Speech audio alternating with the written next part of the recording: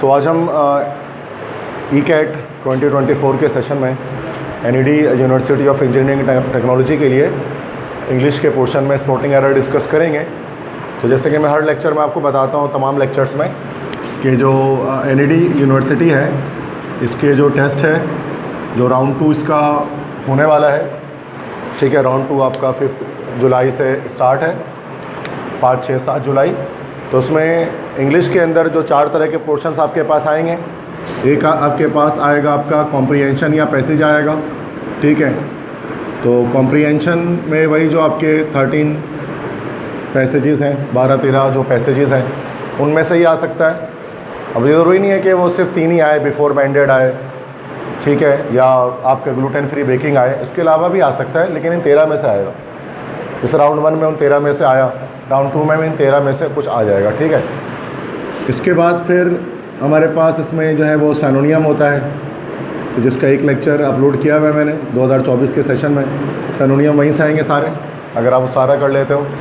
तीसरा क्वेश्चन जो है वो मैंने आपको काफ़ी ज़्यादा डिटेल में पढ़ा दिया, सेंटेंस कंप्लीशन, और जितने भी पास पेपर में क्वेश्चन आए थे वो मैंने सारे आपको करा दिए सेंटेंस कंप्लीशन के। उसके अलावा एक्स्ट्रा भी करा दिए मैंने। तो ये सेंटेंस कंप्लीशन आपका कंप्लीट हो जाएगा, जिसमें ब्लैंक्स होता है, फिल इन द ब्लैंक्स करना होता है, उसको सेंटेंस कंप्लीशन कहा जाता है। ब्लैंक्स को फिलअप करता है, उसमें वोकैबलरी बेस्ड भी मैंने करा दिया, ग्रामर बेस्ड भी आपको करा दिया। तो उसमें सेंटेंस कंप्लीशन में आपको मेहनत करने की ज़रूरत है नहीं। इसके बाद लास्ट जैसे हम इसमें देखेंगे स्पॉटिंग एरर, ये भी हमने किए। मैं अब थोड़ा सा प्रैक्टिस ज़्यादा कर लेंगे हम स्पॉटिंग एरर में। इसी को स्पॉटिंग एरर कहते हैं, इसी को स्पॉटिंग एरर कहते हैं, इसी को सेंटेंस करेक्शन कहा जाता है, इसी को आइडेंटिफाइंग एरर कहा जाता है, इसी को स्पॉट द एरर कहा जाता है, इसी को आइडेंटिफिकेशन ऑफ एरर कहा जाता है। ये अलग अलग नाम करते हैं। इसमें एक सेंटेंस होता है जिसमें 4 जगह पर ब्लैंक्स होते हैं, और जो रॉन्ग वर्ड होता है उसको पिक आउट करना पड़ता है कि ये वर्ड यहाँ पर रॉन्ग लिखा है। इसको स्पॉटिंग एरर कहते हैं। सेंटेंस कंप्लीशन के मुकाबले में स्पॉटिंग एरर जो है वो आसान रहता है, ठीक है। तो इसके भी जितने क्वेश्चन हो सकेंगे वो मैं करा दूँगा। कुछ क्वेश्चन पास पेपर से दिख जाएंगे, कुछ न्यू होंगे, इस तरह के क्वेश्चन आएंगे स्पॉटिंग एरर में, ठीक है। तो ये 4 तरह के क्वेश्चन आपके NED में आते हैं, और बस ये हम स्पॉटिंग एरर करेंगे तो इंग्लिश हमारा कंप्लीट हो जाएगा। केमिस्ट्री तो ऑलरेडी कंप्लीटेड है, क्योंकि वो उससे आप आउट तो आना नहीं है। तो वैसे भी हम सेकेंडरी के पेपर के बाद जब फ्री होंगे उसके बाद हमारे पास कुछ नया पढ़ने का टाइम तो होगा ही नहीं, फिर डायरेक्ट हमें टेस्ट के लिए रेडी होना रिवाइज़ करके। तो बस अभी हमें ख़त्म करना है सेकेंडरी के पेपर से पहले अपना इंग्लिश का पोर्शन ये स्पॉटिंग एरर करके। तो ओवरऑल NED के वालों की क्लासेस की ज़रूरत भी नहीं रहेगी, एंड हो जाएगा, ठीक है। मेरे लिहाज से केमिस्ट्री और इंग्लिश जो है ना वो एंड हो जाएगा, उसमें कुछ नहीं रहेगा, ठीक है। बाकी लेक्चर मैंने डाले में, आपने कोई क्लास मिस किया तो आप घर पे देखो, कोई मसला नहीं है, ठीक है, ईजी है। तो ये चीज़ें हैं, तो बस ये चीज़ करनी है। स्पॉटिंग एरर मैं करा रहा हूँ। तो इंग्लिश में और केमिस्ट्री में आप फुल मार्क्स इजीली ले सकते हैं अगर आप मेरे लेक्चर्स को टोटली सही तरह से देख लें, जमकर एक बार बैठ कर देख लें। तो केमिस्ट्री इंग्लिश में फुल मार्क्स गेट करना मुश्किल नहीं है, बहुत आसान है, और सबसे ईजीएस्ट पोर्शन हम इसको कहते हैं, ठीक है। तो लेकिन भाई ये कि लेक्चर देखना ज़रूरी है, लेक्चर देखना ज़रूरी है। जब तक वो आप नहीं देखेंगे काम नहीं बनेगा। अब बच्चे कभी कभार मैसेज करते हैं, कहते हैं सर वो कोई 25 MCQs एग्जैक्ट वो बता दो जो मेरे NED में आएंगे। अब ये तो नहीं बता सकता ना भाई। अब वो इतना डल बच्चा है कि वो डायरेक्ट मुझसे 25 MCQs ही पूछ रहा है, फिर बोल रहा है सर को मसला नहीं, बस आप बता देंगे वो। अब मैं कैसे बता सकूँ? मैं 25 बता भी दूंगा तो क्या पता उसका ना है। तो थोड़ा सा टाइम लगता है, टाइम देना पड़ता है। इतना हलवा हो तो हर बच्चा कर ले, इतना हलवा है नहीं। मेरे पास कोई जादू की छड़ी नहीं है, मैं जैसा भी अच्छा टीचर हूँ, बट ये जादू की छड़ी मेरे पास नहीं है कि मैं वो 25 MCQs आपको बता दूँ जो आपके आने वाले। वो तो वैसे ही रैंडम आने वाला है, कुछ पता थोड़ी ना किसका क्या आ जाएगा। सही है ना भाई? तो ये कॉमन सेंस वाली बात नहीं है कि आप उससे 25 या 50 MCQs की डिमांड करें और वो आ जाए। वो किसी सब्जेक्ट में ऐसा नहीं होगा, सिर्फ इंग्लिश में या केमिस्ट्री में थोड़ी ना, किसी सब्जेक्ट में भी ऐसा पॉसिबल नहीं है कि आप 150 MCQs करके आप पूरी तैयारी कंप्लीट कर लो, ठीक है। हाँ, सेकेंड ईयर में ऐसा हो सकता है कि आप पास पेपर कर लो, उसमें अक्सर रिपीट हो जाए, मतलब गिनती के MCQs 100-200 MCQs करके। लेकिन NED में MCQs ज़्यादा हैं, मतलब जैसे हमारे सेकेंड ईयर में फर्स्ट ईयर में होते हैं उतने थोड़ी ना 10 ईयर में जो हमारे होते हैं। ओके, सो आज हम स्पॉटिंग एरर को डिस्कस करेंगे। तो दिख रहा है, मतलब क्वेश्चंस दिख रहा है, थोड़ा सा लाइट की वजह से ब्राइटनेस डाउन हो रही है, बट दिखाई तो दे रहा है सबको क्या लिखा हुआ है। तो कि टाइम ऐसी है क्लास की ना कि इस वक्त हमें थोड़ा रोशनी मिलती है, शाम की क्लास में थोड़ा ब्राइटनेस ज़्यादा रहती है। तो मैंने फ़ॉन्ट वैसे बड़ा किया हुआ है ताकि आपको दिख जाए इजीली। तो MCQs है, बहुत आसान है। 50 स्लाइड मैंने बनाए हुए हैं, जितने हो सकेंगे 30-40 हम कर लेंगे, पूरा 50 भी हो सकते हैं, देखते हैं, ठीक है। तो पहले स्लाइड है ये, फर्स्ट स्लाइड है। हर स्लाइड में एक सवाल होगा या किसी स्लाइड में 2 सवाल भी हो सकते हैं, 1 से 2 सवाल, ज़्यादा नहीं होंगे, ठीक है। अच्छा, स्पॉटिंग एरर में मसले क्या क्या हो सकते हैं? टेंस का मसला आ सकता है, आर्टिकल्स का मसला आ सकता है, प्रेपोजिशन का मसला आ सकता है, कंडीशनल सेंटेंस का मसला आ सकता है, पैरेलल स्ट्रक्चर का मसला आ सकता है, सब्जेक्ट वर्ब एग्रीमेंट का मसला आ सकता है। ये सारी चीज़ें मैंने आपको पढ़ाएंगे। कुछ भी आ सकता है ना, मतलब ऐसे अलग अलग करके देखने की जरूरत नहीं, खुद ही जुमला बता रहे होते मेरे अंदर ये गलती है। मतलब ऐसा नहीं कि आप एक एक करके पूरा टॉपिक सोचेंगे बैठ के, नहीं, आपका दिमाग खुद ही क्लिक करेगा गलती यहाँ पर है। भले आपको गलती का नाम नहीं पता होगा कि सर ये सब्जेक्ट वर्ब एग्रीमेंट है, ये पैरेलल स्ट्रक्चर का मसला है, लेकिन आपको ये ज़रूर पता होगा ये गलती है। गलती का नाम नहीं बताना है कि ये गलती यहाँ पर इस चीज़ की है, बस स्पॉट करना है कि गलती यहाँ पर है, सही ना। हाँ, जिसकी ग्रामर अच्छी होती है वो नाम भी ले सकता है कि सर इसमें यहाँ पर ये चीज़ की गलती है, टेंस की गलती है, आर्टिकल की गलती है, प्रेपोजिशन की गलती है। तो फर्स्ट है, each of the nurses report to the operating room when his or her name is called. तो देखो 4 जगह पर है, ए है, ये बी है, ये सी है और ये डी है। ऑप्शन में भी इस तरह से ABCD करके लिखा होता है। अब किसी एक जगह पर रॉन्ग वर्ड लिखा है इनमें से, क्या आप स्पॉट कर सकते हैं? Each of the nurses report to the operating room when his or her name is called. क्या कह रहा हूँ मुबशिर? बोले जोर से, बोले सही कह रहे हो। रिपोर्ट, बिल्कुल सही रिपोर्ट। यहाँ जो गलती आई ना बेटा, यहाँ पर गलती क्या आई? सब्जेक्ट वर्ब एग्रीमेंट की आई, ऐसा ही है। और क्या गलती आई है मैं एक्सप्लेन कर देता हूँ। ईच जब आता है ना, ईच एवरी, तो ये हमेशा जो है ना उसको हम लोग सिंगुलर कंसिडर करते हैं। अब अगर ये सिंगुलर है तो सिंगुलर के साथ कभी भी रिपोर्ट नहीं आएगा, बल्कि क्या आएगा? रिपोर्ट्स आएगा। ईच गर्ल इज़ इन्वाइटेड कहते हैं ना, एवरी गर्ल इज़ इन्वाइटेड कहते हैं, ठीक है। तो जब भी ईच और एवरी आता है तो सूरत में हम उसको सिंगुलर काउंट करते हैं। और सिंगुलर वर्ब जो हमारे पास होता है वो एस या ES के साथ होता है, बिना एस या ES के प्लूरल वर्ब होता है। क्लियर है? तो यहाँ पर गलती कहाँ पर है भाई? बी ऑप्शन पर, रिपोर्ट पर है। सही है। ईच और एवरी के साथ हमेशा सिंगुलर, ये रूल है। ये सब्जेक्ट पर अपने में पढ़ा हुआ है हमने, लेकिन फिर बात है ना, वैसे पढ़ के फ़ायदे नहीं होते, जैसे आपको कुछ याद नहीं आज उसका। बेहतर है प्रैक्टिस करो, ना कि हम रूल को पढ़ते रहें बैठ के। वो इसलिए शुरू में सिखाते हैं कि चलो भाई स्टार्टिंग है, थोड़ा सा रूल वूल बता रहे हो, तो आगे जाकर हम सिर्फ प्रैक्टिस करते हैं, और प्रैक्टिस ही काम आती है।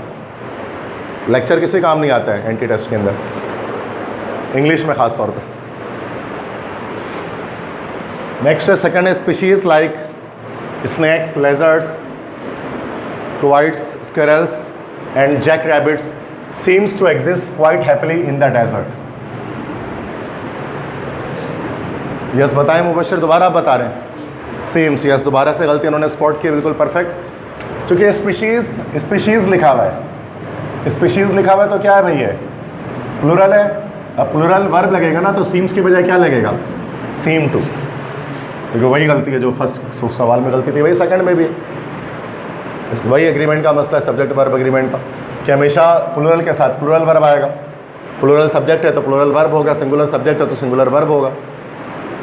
नेक्स्ट है, if dinosaurs would have continued roaming the earth, man would have evolve quite differently. क्या गलती है? वुड हैव में गलती है, बिल्कुल कंडीशनल का मिस्टेक है ये। तो क्या आना चाहिए था यहाँ पर? हैड आना चाहिए था, क्योंकि अगले में वुड हैव आ रहा है, थर्ड कंडीशनल है, तो वुड हैव जब आता है तो यहाँ पर पास परफेक्ट हैड आता है। कई 100 सवाल इस तरह के हमने किए हैं वैसे पहले भी। तो यहाँ पर हैड, तो यहाँ पर वुड हैव में गलती है। इतना कर लो कि रट जाओ उसको। नया सवाल भी है ना, तो आपको पता हो कि गलती यहाँ पर ये आ रही है। जैसे आप विद इन सेकंड्स पहचान लेते हैं कि वुड हैव आ गया, और एनईडी थर्ड कंडीशनल ही देता है, कोई और दूसरा कंडीशनल नहीं देता है। पता नहीं क्यों उनके अंदर ऐसा। तो इस वेबसाइट के अंदर जितने सवाल आते हैं ना, वो सब थर्ड कंडीशनल के, जहाँ से मैं सवाल निकाल रहा हूँ। अक्सर बच्चे मुझसे व्हाट्सएप पे पूछ रहे हैं, सर वो वेबसाइट कौन सा है बता दें जिससे आप क्वेश्चन निकाल लें। तो मैंने उनको ये बोला कि बेटे ये वियतनामीज़ लैंग्वेज में वेबसाइट है, आपको समझ में नहीं आनी। मैं किसी को लिंक भेज भी दे रहा हूँ तो वो बोल रहे हैं सर ये तो समझ ही में नहीं आ रहा, क्योंकि लैंग्वेज इंग्लिश है ही नहीं उसकी। अब वो हम थोड़ा सा दिमाग लगा के उसको ट्रांसलेट कर लेते हैं, ये सब कर लेते हैं। हर बच्चा ना कर सकेगा। मतलब ट्रांसलेट का ऑप्शन होता है ना क्रोम में, जब हम कंप्यूटर से करेंगे तो लैपटॉप से, तो वहाँ आ जाएगा ऑप्शन। मोबाइल में भी होता है ना ट्रांसलेट का ऑप्शन, तो ट्रांसलेट करके हो जाएगा। ये वियतनामीज़ वेबसाइट एक है, ठीक है। उसके बाद आगे बढ़ते हैं। नेक्स्ट है, the freshman failed to follow the advice of her senior that he studied hard and not go out too much.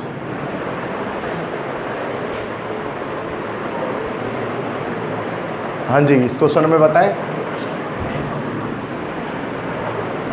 The freshman failed to follow the advice of her senior that he studied hard and not go out too much. बहुत आसान है। Yes, हर में होगा ना, pronoun mistake है। जन्नत ने सही बताया, प्रोनाउन मिस्टेक है। हर नहीं होगा ना, यहाँ पे हिज होगा, क्योंकि फ्रेश मैन कह रहे हैं ना, आदमी है। और यहाँ पर भी दैट ही लिखा हुआ है, तो आदमी है तो हिज होगा ना यहाँ पर, बजाय हर के। तो इजी मिस्टेक है, पी ऑप्शन सही है। Next, find in 1933 the New York Sun was the first successful penny newspaper. Find नहीं होगा यहाँ पर, यहाँ होना चाहिए था founded. Founded in 1933 the New York Sun was the first successful penny newspaper. Founded मतलब जिसको कायम किया गया 1933 में। फाइंड मतलब तो ढूंढना। सही है, क्लियर है? तो अभी तक आप सब सही जवाब दे रहे हैं, ओके, गुड है। क्वेश्चन, नेक्स्ट क्वेश्चन है, mercury and alcohol are widely used in thermometers because their volume increases uniform with temperature. Yes, uniformly होगा, बिल्कुल सही जवाब का हम मुबशिर ने। चूँकि इंक्रीजेस वर्ब है, वर्ब की मीनिंग को जो वर्ड इजाफा करता है वो क्या कहलाता है? एडवर्ब। और एडवर्ब के आखिरी में हमेशा क्या आता है? L Y. तो वॉल्यूम इंक्रीजेस यूनिफॉर्मली होना चाहिए ना, क्योंकि वर्ब की मीनिंग में इजाफा एडवर्ब करता है और एडवर्ब के एंड में एल वाई सफिक्स के तौर पे आता है। तो मरकरी और अल्कोहल थर्मोमीटर की बात कर रहे हैं। क्लिनिकल थर्मोमीटर में मरकरी होता है और लेबोरेटरी थर्मोमीटर में अल्कोहल होता है, ठीक है। तो ये तो केमिस्ट्री की बात है। 11 है, it is the role of the National Bureau of Standards to establish accurate measurements for science, industrial and commerce. Yes, क्या करो अशर? मेजरमेंट्स, गलत जवाब।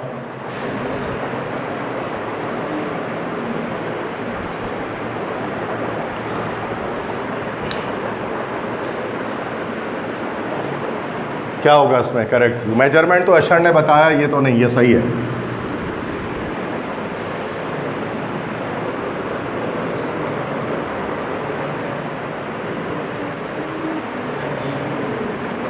हाँ, नहीं पता? देखो यहाँ जो मसला है ना, यहाँ मसला है पैरेललिज्म का। पैरेललिज्म मतलब पैरेलल स्ट्रक्चर। बहुत आसान सवाल है। Science, industrial and commerce. Science जो है ना, ये एक नाउन है, कॉमर्स एक नाउन है, इंडस्ट्रियल नाउन नहीं है। इंडस्ट्रियल क्या है? एजेक्टिव है। जब ए एल आता है ना आखिर में, तो ये एजेक्टिव होता है। तो यहाँ पर इंडस्ट्रियल नहीं होना चाहिए था, यहाँ होना चाहिए था इंडस्ट्री, जो कि क्या है? एक नाउन है। तो नाउन के साथ नाउन का ही सीक्वेंस चलेगा, वरना ये साइंटिफिक, इंडस्ट्रियल एंड कमर्शियल ऐसा होना चाहिए था। ये तीनों एजेक्टिव साथ में आते हैं। तो ये पैरेललिज्म का मसला कहलाता है, पैरेलल स्ट्रक्चर का। ये आसान था बट आप इसको नहीं पकड़ पाए, गलती इसकी। तो इसी को कहता है पैरेललिज्म। पढ़ा है ना हमने इसको, पैरेलल स्ट्रक्चर। नाउन का, वर्ब का, हर तरह से पैरेलल स्ट्रक्चर चलता है। सही है, ठीक है। चलो नेक्स्ट टाइम ऐसा कोई आए स्पॉटिंग तो देखना। स्पॉटिंग एरर में होता है ये मामला पैरेललिज्म का। नेक्स्ट देखते हैं। For the first time in the history of the country the person which was recommended by the president to replace a retiring justice on the Supreme Court is a women. क्या गलती है बताइए? Word बोलिए, direct word बोलिए। विच में गलती है, बिल्कुल सही कहा। विच नहीं होगा, क्योंकि एक शख्स की बात कर रहे हैं, तो यहाँ पर क्या होना चाहिए? हो होना चाहिए, तो ए में ही गलती है। नेक्स्ट है, द ग्रीक हिस्टोरियन हेरोडोटस, यूनानी मौर्रिख Herodotus, reported that 100,000 man are employed for 20 years to build the great pyramid at गिज़े।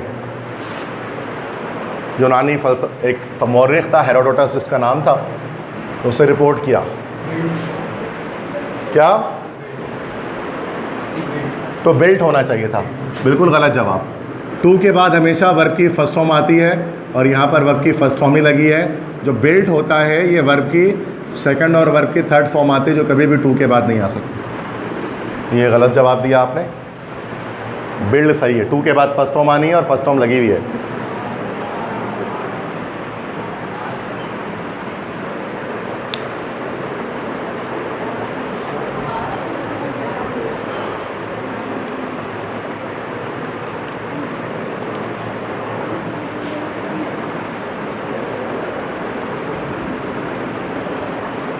नहीं पता? आर तो क्या होना चाहिए आर की जगह पर? जल्दी पता है ना आर की जगह क्या होना चाहिए? रीज़न है ना, तुक्का तो मार ही दोगे, 3 बज गया तो 3 में से तो सही होना ही है। पहली बार ही अगर आप तुक्का मारते हो तो समझ में भी आता है, लेकिन एक बार कट गया तब तुक्का मार के फ़ायदा नहीं है। अब तुक्का मारना आसान हुआ नहीं, ये भी नहीं, हेड भी नहीं होगा। देखो फॉर लगा हुआ है ना, फॉर अगर लग गया फॉर 20 ईयर तो उसके मतलब यहाँ पर टेंस जो है ना वो परफेक्ट कंटिन्यूस आएगा। तो यहाँ होना चाहिए था have been employed for 20 years to build the great Pyramid, या हैड बीन, कुछ इस तरह से होगा। ठीक है,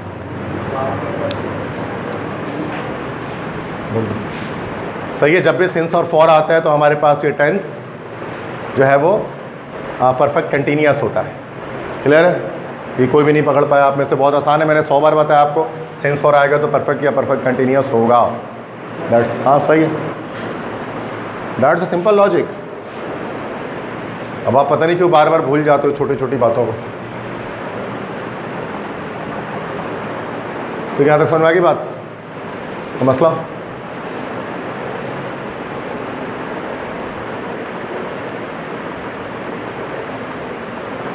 नेक्स्ट है, it was her Elizabeth one, not her father king Henry, who led England into the age of empire.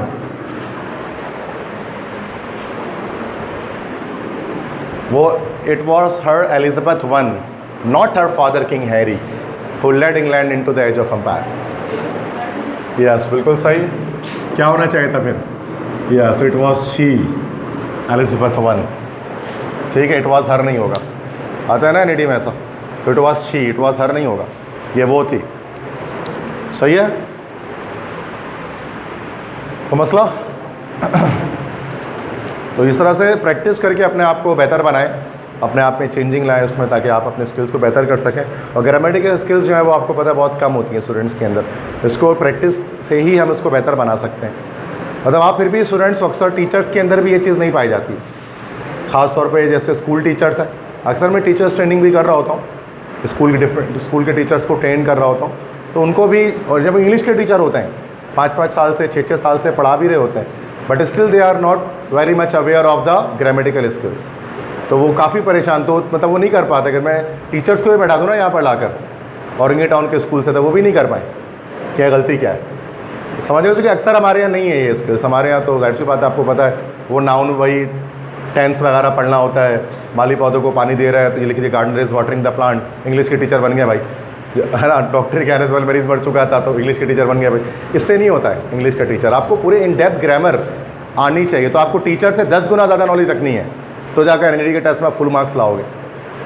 समझ गए? तो कि हर चीज़ अप्लाई हो रही है उसमें, तमाम पूरी ग्रामर अप्लाई हो रही है उसमें। आप देखते हैं पैरेलल स्ट्रक्चर भी आ रहा है, सब्जेक्ट वर्ब एग्रीमेंट भी आ रहा है, प्रोनाउन मिस्टेक भी आ रही है, टेंस मिस्टेक भी आ रहा है, कंडीशनल भी आ रहा है, सब आ रहा है ना भाई। अरे का टाइम आपको पूरा दिमाग घुमाना पड़ता है अपना कि कहाँ पर मिस्टेक है। कुछ बच्चे कर भी पा रहे हैं माशाल्लाह, फ़ौरन से खट से जवाब दे देते हैं सेकंड्स के अंदर कि ये गलती है सर। तो ये अल्लाह ने आपका दिमाग ऐसा बनाया, आपको नहीं लगता, लेकिन आपके अंदर दिमाग है ऐसा कि तेज़ी से आप सेकंडों में गेट कर सकते हैं कि ये गलत है यहाँ पर।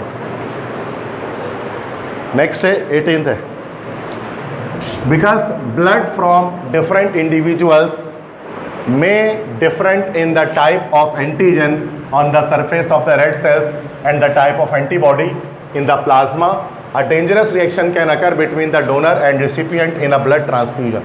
देखें उसको आराम से,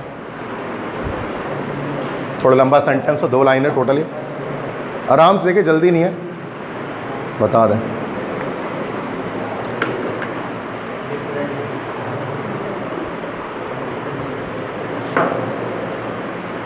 हाँ जी, डिफरेंट क्या होना चाहिए था फिर?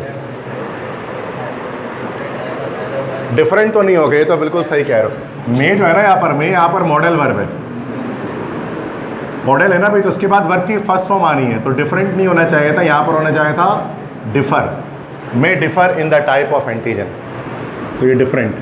मे के बाद तो हमेशा वर्ब ही आएगा ना भाई, मे के बाद एडजेक्टिव तो आने से रहा डिफरेंट, और डिफर जो है ना वो वर्ब होता है, डिफर, डिफर्स। ठीक है, next, there is an unresolved controversy as to whom is the real author of the Elizabethan plays commonly credited to William Shakespeare। यहाँ एक गैर हलशुदा कंट्रोवर्सी है। कंट्रोवर्सी मतलब एक लाइक कंट्रोवर्सी मतलब क्या कहते हैं, कंट्रोवर्शियल चीज़ मतलब तनाज़ा। एक तनाज़ा है कि कौन जो है ना वो सही मुसन्निफ़ है एलिज़ाबेथन प्लेस का, जिसको कॉमनली क्रेडिट दिया जाता है कि विलियम शेक्सपियर ने लिखा है। तो कहा जाता है कि विलियम शेक्सपियर ने नहीं लिखा, उसने चोरी किया था किसी का मवाद, और उसके जो ओरिजिनल राइटर था वो कोई और था शेक्सपियर के प्लेस का। तो वो कंट्रोवर्सी है जो इंग्लिश के अंदर चलती है, कहाँ उसकी वहाँ से एक सेंटेंस आ रहा है। तो यहाँ पर गलती कहाँ पर है? बोलो हारिस, कुछ कह रहे हो? बी में क्या होना चाहिए था? हु होना चाहिए था, बिल्कुल सही कहा हारिस ने। यहाँ पर होना चाहिए था who is the real author of Elizabethan place. कौन है रियल ऑथर? हु और हु में क्या डिफरेंस होता है? हु हम उस वक्त पूछते हैं जब सब्जेक्ट मिसिंग होता है। हु का सवाल कब होता है? जब सब्जेक्ट मिसिंग होता है कि who is the real author, कौन है मुसन्निफ लिखने वाला। डूअर ऑफ एक्शन के बारे में सवाल हो रहा है। हु का मतलब होता है कौन, और हुम होता है मतलब किसको। ये होता है किसमें भाई? ये उस वक्त इस्तेमाल किया जाता है जब आपका जुमले में ऑब्जेक्ट मिसिंग होता है। जैसे होम डू यू हेट, तुम किससे नफरत करते हो, तो होम लिखते हैं, क्योंकि ऑब्जेक्ट जो है ना रिसीवर ऑफ एक्शन वो मिसिंग है। हु और हुम में ये डिफरेंस होता है स्लाइड से, ठीक है भाई। तो यहाँ पर हु होना चाहिए था, हारिस ने सही जवाब दिया। बाकी भी बच्चे देख लें क्यों है यहाँ पर। नेक्स्ट क्वेश्चन है, the amount of women earning masters degrees has risen sharply in recent years. Yes बोलो। ए ऑप्शन कौन कह रहा है? ए ऑप्शन कौन कह रहा है? यस क्या होना चाहिए था फिर? अमाउंट नहीं होना चाहिए था, बिल्कुल। अमाउंट होता है बेटा इसके लिए, अनकाउंटेबल के लिए। यहाँ वुमेन आ गया तो द अमाउंट ऑफ के बजाय क्या लिखेंगे? The number of women earning masters degrees. Amount हम लिखते हैं the amount of sugar, the amount of water. तो अमाउंट होता है किसके लिए? अनकाउंटेबल के लिए, और नंबर होता है काउंटेबल के लिए। तो सही कहा हारिस ने दोबारा से, वंस अगेन हैट्रिक चांस है तुम्हारे पास। ओके नेक्स्ट क्या लिखा हुआ है?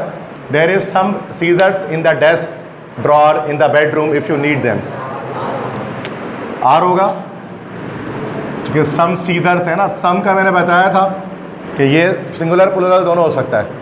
इसके बाद सीजर्स लिखा हुआ है तो प्लूरल है, तो यहाँ इसके बजाय क्या आएगा? आर लगाएगा। तो यहाँ ए ऑप्शन में गलती है ना, देयर आर सम सीजर्स। अच्छा सम सीजर होता तो इस भी लग सकता था, क्योंकि सम एनी मैंने आपको बताया था ना कि सम में क्या होता है कि हम सिंगुलर प्लूरल दोनों का सेंस आता है। सम के बाद जो वर्ड लगा है उसके लिहाज से फैसला होता है। तो वो मैंने आपको बताया था जब मैं बता रहा था ना, एग्रीमेंट का मसला आपको बता रहा था, ठीक है। भूल गया, मसला नहीं है, सारे लेक्चर अपलोडेड होते हैं, आप देख भी सकते हैं। ओके नेक्स्ट है, जियो chemistry includes the study of the movement of elements from one place to another as a result of processes chemical. Where is the mistake?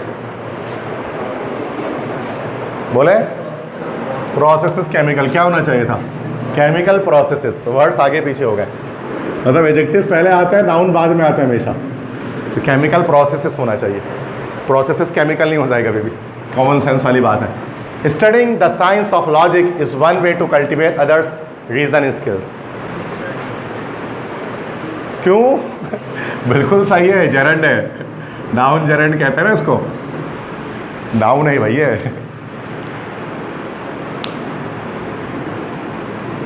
यहाँ स्टडिंग में तो मसला है नहीं, तब क्या मसला है? Studying the science of logic is one way to cultivate one's reason skills. D option होगा। क्यों? रीजनिंग होगा, बिल्कुल सही जवाब दिया आरिस ने। रीजन स्किल नहीं होता, रीजनिंग स्किल होगा ना भाई, एडजेक्टिव लगेगा ना भाई, आईएनजी फॉर्म लगेगी, रीजनिंग स्किल्स। लॉजिकल रीजनिंग कहते हैं ना, रीजनिंग स्किल्स, ठीक है, रीजन नहीं होने वाला। क्लियर है? समझ गए? तो नेक्स्ट क्वेश्चन देखते हैं। Even on the most careful prepared trip problems will sometimes develop. बताइए। यस विल समटाइम्स, क्या होना चाहिए था? प्रॉब्लम्स विल समटाइम्स नहीं होगा, समटाइम्स एंड में आएगा, ये वर्ड एंड में आएगा ना। प्रॉब्लम्स विल डेवलप समटाइम्स, या समटाइम्स प्रॉब्लम्स विल डेवलप। लेकिन कभी भी समटाइम्स जो है ना, ये एडवर्ब ऑफ फ्रीक्वेंसी कहलाता है, ये कभी भी जो है ना हेल्पिंग वर्ब के बाद नहीं आता, ठीक है, पहले आता है ये। तो समटाइम्स प्रॉब्लम विल इस तरह से हो सकता है ना। नेक्स्ट देखें, third, industrial lasers are most often used for cutting, welding, drilling and measure. क्या होगा बेटा? डी होगा। मेजर क्या होना चाहिए था? मेजरिंग, बिल्कुल सही। अब आपने पकड़ लिया इसको कि सर ये हमारा पैरेललिज्म का मसला है, मेजरिंग होगा ना भाई। आईएनजी चल रहा तो आईएनजी चलता रहेगा लाइन से, इसी को कहते हैं ना पैरेलल स्ट्रक्चर। अगर लिस्ट आती है तो पैरेललिज्म का मसला ही आ रहा होता है, देख के सामने आया था कि 2-3 वर्ड एक जैसे होता है, चौथा एकदम अलग सा होता है, तो वो पैरेललिज्म का मसला है उसके अंदर। क्लियर है? तो मसला ईजी है भाई, कोई मुश्किल तो नहीं है।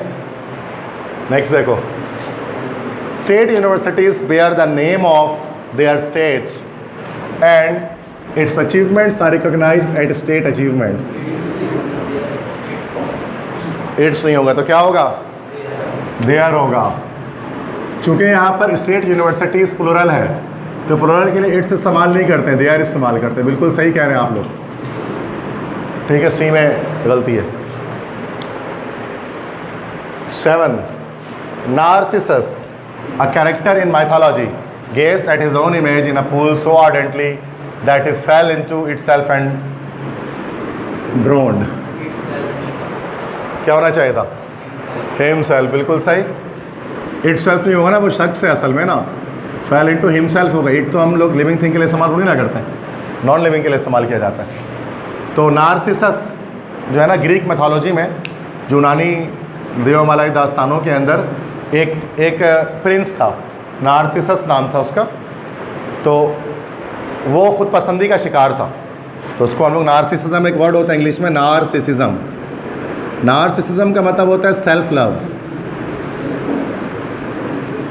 सेल्फ लव मतलब खुद से मोहब्बत करना, खुद पसंदी जिसको हम कहते हैं, सेल्फ लव या सेल्फ ऑब्सेशन भी जिसको हम लोग कहते हैं। तो वो नार्सिसिज्म का बड़ा ऐसे ही प्रिंस नार्सिस से, तो जो ये था ना प्रिंस नार्सिसस, तो वो अपने आप से बड़ी मोहब्बत करता था। तो एक बार वो एक पूल में गया, एक पानी के तालाब में, उसमें उसको अपनी छवि दिखाई दी, अपनी शक्ल दिखाई दी। वो अपनी शक्ल से ही मोहब्बत कर बैठा। अब वो उसको तकता गया, यहाँ तक कि वो देखते देखते उसको मतलब खाना पीना सब भूख प्यास छोड़ के वहीं पर डूब के मर गया। तो ये एक कहानी है ग्रीक मैथोलॉजी के अंदर। इसलिए जो इंसान सेल्फ लव का शिकार होता है ना, जो बहुत ज़्यादा खुद पसंद होता है, खुद पसंदी जिसके अंदर होती है, सेल्फी वगैरह जो ज़्यादा लेते हैं ना अपनी, उनको कहा जाता है वो नार्सिसिज्म के शिकार हैं। क्योंकि सेल्फी जो ज़्यादा लेते हैं वो खुद पसंदी का शिकार होता है, अपने आप को बेहतर समझते हैं, तो वो नार्सिसिज्म कहा जाता है। एक बीमारी है, जहनी मर्ज इसको हम कहते हैं, साइकोलॉजिकल डिसऑर्डर है। हाँ सही बता रहा हूँ मैं आपको, पूरी रिसर्च है इसके ऊपर, जो सेल्फी लेने वालों को, ठीक है। और आजकल ये ज़्यादा है लोगों में सेल्फ लव, ठीक है, खुद पसंदी। तो ये नार्सिसिज्म का वर्ड है, वो कैबलरी में भी आता है। तो narcissism, self love, self obsession, ठीक है। तो ऐसे ही बता रहा था, एक नया वर्ड इंग्लिश लैंग्वेज का। आगे बढ़ते हैं। नेक्स्ट है, what happened in New York were a reaction from the city workers including free man and policeman who had been laid off from their jobs. कौन बताएगा इसका आंसर? यस, वर होगा इसका आंसर। क्या होना चाहिए था फिर? ये नहीं पता, यही तो पता करना है। वॉज होगा ना, व्हाट हैपेंड इन न्यूयॉर्क, क्या हुआ था न्यूयॉर्क में, क्या वाकया हुआ था। तो एक वाकये की बात करो तो वॉज आएगा। जो हुआ न्यूयॉर्क में वो रिएक्शन था सिटी वर्कर का, तो कोई एक वाकया है जो रिएक्शन था, तो वॉज आएगा यहाँ पर, वर्ड नहीं आएगा, ठीक है। तो 16 है, द डेड बोल्ट है, ये क्या है पता नहीं, अच्छा कोई लॉक है। The dead bolt is the best lock for entry doors because it is not only inexpensive but installation is easy but also. तो यहाँ पर ना ये इंस्टॉलेशन इज़ ईजी में मसला है ना, तो but also the installation is easy, ऐसे ही होगा ना। बस इस तरह से भी हो सकता है, गलती मतलब वही है ना, नॉट ओनली के साथ बट ऑल्सो आता है हर क्लास में, मैं आपको यही बताता हूँ। तो ये रट गया अब आपको, ठीक है। तो डेड बोल्ट पता नहीं कौन सा लॉक है, देखा है? नहीं देखा, मैंने तो नहीं देखा। नट बोल्ट देखा है, हम लोग गोश्त को बोलते हैं खाने में नट बोल्ट, खाने में गोश्त कम हो जाता है, बोलते नट बोल्ट लेकर आओ यार। ऐसे ही होता है ना, ओके। अल्फाल्फा is a nutritious crop rich in proteins, minerals and with vitamins. क्या? नहीं, गलत जवाब हारिस ने दिया। विथ वाइटामिन नहीं होगा, पैरेलल स्ट्रक्चर। सही कहा मुबशिर निस्बा। भाई जब यहाँ पर rich in proteins, minerals and vitamins, with की जरूरत ही नहीं थी। जब यहाँ इन आ गया तो दोबारा प्रपोजिशन की नीड थोड़ी ना है, पैरेलल स्ट्रक्चर चलेगा। तो अगर प्रोटीन्स है, मिनरल्स है तो वाइटामिन्स भी है डायरेक्ट, वरना होना चाहिए with proteins, with minerals and with vitamins, parallelism. Rich in सही है, रिच इन प्रोटीन, उसमें कोई मसला नहीं है। विथ वाइटामिन्स में मसला, विथ नहीं होना चाहिए, क्योंकि एक सीक्वेंस से बनता है ना जुमला। एक बता तो दिया मैंने आप, सीक्वेंस डिस्टर्ब नहीं होनी चाहिए। नेक्स्ट है, writers and media personnel sell their selves best by the impression given in their verbal expression. क्या होगा पता है? बहुत आसान सवाल है, वेरी वेरी इजी। कौन बता सकता है? पर्सनल, हाँ देखो दो तरह के, एक वर्ड हमारे पास होता है पर्सनल, पर्सनल मतलब होता है जाती, और एक होता है पर्सोनल। पर्सोनल का मतलब होता है लाइक, पर्सोनल का मतलब होता है लाइक सिपाही वगैरह कह सकते हैं, या लोग अशखास कह सकते हैं। पर्सोनल जैसे आर्मी पर्सोनल, ठीक है, पर्सोनल कहलाता है, ये सही वर्ड है, इंग्लिश में पढ़ा होगा आपने। देयर सेल्स में मसला क्या होना चाहिए था? यस, ये एक रिफ्लेक्सिव प्रोनाउन होता है ना, सेल्फ वाला रिफ्लेक्सिव प्रोनाउन होता है, तो देयर सेल्स नहीं होता, ये होता है themselves. All the Muslims are brothers among themselves, their selves नहीं होता। तो ये देयर सेल्स में मसला, देयर सेल्स कोई वर्ड ही नहीं है इंग्लिश में, डैम सेल्स होता है। नेक्स्ट है 11th, many of the characters portrayed by writer Joyce Carol Oates is mentally ill. बोलो जोर से बोलो जो बता रहे। सी, एज नहीं होगा, क्या होना चाहिए? आर होना चाहिए, चूँकि मैनी ऑफ द कैरेक्टर्स, बहुत सारे कैरेक्टर्स हैं, तो आर होना चाहिए, आर मेंटली इल। ठीक है, क्लियर है? आसान है ना भाई? इसी लेवल के एनईडी में आते हैं, सुपर लेवल के नहीं आते हिंट्स। लेकिन वही मसला होता है, चूँकि मैं वहाँ मौजूद नहीं होता, आपको कॉन्फिडेंस आसमान से ज़मीन पे गिरता है, और आपको आता भी और आप नहीं बता रहे होते, जबकि इसी तरह के सवाल होते हैं। लेकिन कॉन्फिडेंस नहीं होता, हमें क्यों नहीं होता? चूँकि आपको पता है टीचर नहीं है हमारे सामने, मतलब लग रहा होता है गलत अगर हम कर दिए तो कौन बताएगा हमें? अभी तो आपको पता है ना, गलत कर भी तो सर बता देंगे। तो ये कॉन्फिडेंस इंसान को ना सही जवाब देने पे मजबूर करता है। ये एक है हर क्लासरूम का ये रूल है, क्लास में आप हमेशा ज़्यादा बेहतर जवाब दे पाते हैं बनिस्बत एग्ज़ाम के। एग्ज़ाम का प्रेशर, बर्डन, वो एक अलग चीज़ होती है, और आपको डर होता है। यहाँ डर नहीं है, सर तो सही बता ही देंगे, लेकिन वहाँ आप ऐसा नहीं कर सकते, सही है ना? तो वो एक अलग ही प्रेशर होता है। इसकी वजह से इसी तरह के सवाल आपको लगते हैं मुश्किल, फिर आप अगले दिन आगे बोलते सर मेरा तो स्पोर्टिंग एरर बड़ा मुश्किल आया था सर, जबकि इसी तरह के सवाल आए थे। ऐसे ही होता है ना, इसी तरह के क्वेश्चन थे। ठीक है, तो यही मैं कह रहा हूँ, कॉन्फिडेंस बरकरार रखें। और कॉन्फिडेंस कैसे बरकरार होगा जी? ये सोच करके हमारी तैयारी कंप्लीट हो चुकी है। जैसे मैं आपको बता रहा हूँ ना, केमिस्ट्री कंप्लीट है, आखिरी कील ठोक दी हमने, उस पर खत्म है, दी एंड है वो। इंग्लिश में बस स्पोर्टिंग एरर करेंगे, कंप्लीट है इंग्लिश, काम ही खत्म। मतलब कॉन्फिडेंस होना चाहिए कि यार पूरी तैयारी है, बेस्ट है भाई, पूरे 25 लाएंगे, कैसे नहीं लाएंगे। ये सोच कर जब तुम जाओगे ना तो कुछ नंबर उठा के लाओगे। और ये सोच कर जो कभी यार तैयारी नहीं है उसकी, तो इसका तो पास पेपर ही नहीं है, इसका तो मुश्किल पिछली बार तो कभी हो ही नहीं सकता, कभी नहीं कर सकते आप उस सब्जेक्ट को। ये सबसे पहले अपने सोच के अंदर आपको ना जीत लानी पड़ती है। You have to think that you can win, है ना? तो ये ज़रूरी है। द मैन हु विन्स पढ़ा होगा आपने नज़म, उसमें यही चीज़ कि इंसान जो जीतता है वो वही होता है जो सोचता है कि मैं जीत सकता हूँ। I can win, I have ability to win. अब हमारे यहाँ क्या है कि बच्चा पहले ही से सेल्फ डाउट लेकर जाता है कि पता नहीं मैं तो कर ही नहीं पाऊँगा, मुझसे तो होगा ही नहीं, मेरा तो वीक पॉइंट है, मेरा तो बेकार सब्जेक्ट है। ये सोच कर कभी भी आप नहीं कर पाएंगे किसी भी टेस्ट में। सही बात है ना भाई? 25 में से 25 का सोच कर जाएंगे तो 23, 22, 21 तो ले ही आएंगे। ठीक है, next question. The disposable camera, a single use camera preloaded with print film has appeared in the late 1980s and has become very popular. Disposable camera, ये सिंगल यूज़ वाला camera preloaded with print film, जिसमें load होता था print film, has appeared in the late 1980s, 1980 के दौर में सामने आया ये, and has become very popular. चलो गलती तो यहीं पर है, क्या गलती है बताओ ज़रा? सही गलती हैज़ बिकम है, क्या गलती है? Had become. इतना मारूंगा पकड़ के, यहाँ तुम हैज़ लगा रही हो, तुम हैड लगा दे रहे हो, प्रेजेंट के साथ पास्ट। क्या हो जाएगा? हैज़ बिकम सही तो है, क्या मतलब? थर्ड फॉर्म है ना, बिकम, बिकम, बिकेम, बिकम। गलती तो है, क्या गलती है, कौन पकड़ेगा इसमें?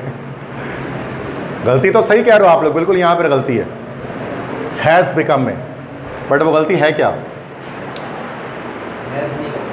हाँ हाँ, यही गलती है, हैज़ दोबारा नहीं लगेगा। एक बार लग गया ना पीछे तो दोबारा आगे नहीं आएगा। I am eating and sleeping, I am eating and am sleeping तो नहीं बोलते हैं ना, क्योंकि स्लीपिंग के बाद भी एम लगा हुआ, अंडरस्टूड है। तो एक बार हैज़ इसके लिए लग गया ना तो अगली बार दोबारा नहीं लगाना पड़ेगा।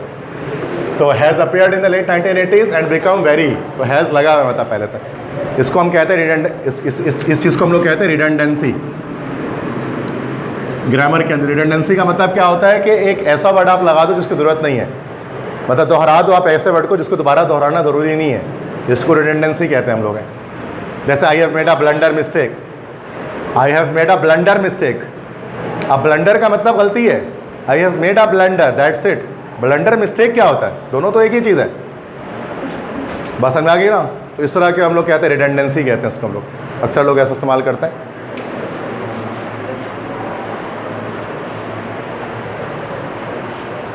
ये जैसे सही क्लियर है यहाँ तक बात? या टोटली परफेक्ट कह सकते हैं, जैसे this building is totally perfect. अब टोटली की नीड ही नहीं थी, जब परफेक्ट है तो टोटली होगा, टोटली क्यों लगाएंगे? Totally perfect, completely perfect, completely perfect नहीं, परफेक्ट कंप्लीटली ही होता है। इस तरह के वर्ड जिसको हम लोग रिडंडेंसी कहते हैं इसको हम लोग, ये भी अक्सर लेकिन इतना नहीं आता, ये कभी कभार आ गया तो आ गया। एनईडी वाले इतना नहीं देते इसको रिडंडेंसी हो, ये मुश्किल टॉपिक होता है, ये आगे आता है आइल्स वगैरह में। नेक्स्ट है a largely percentage of Canadian export. बिल्कुल सही जवाब, चुके एडजेक्टिव नहीं आएगा, वो सॉरी एडवर्ब नहीं आएगा, एडजेक्टिव आएगा। परसेंटेज नाउन है, परसेंटेज चूंकि हमारे पास नाउन है तो यहाँ पर हमारे पास क्या आना चाहिए? एडजेक्टिव आना चाहिए, तो एलवाई हट जाएगा। अ लार्ज परसेंटेज, अब भले आपको रीज़न नहीं पता था लेकिन आपको पता गलती यहीं पर है, ठीक है। नेक्स्ट है until the project completed the effects of the new measures will not be known, especially in rural areas.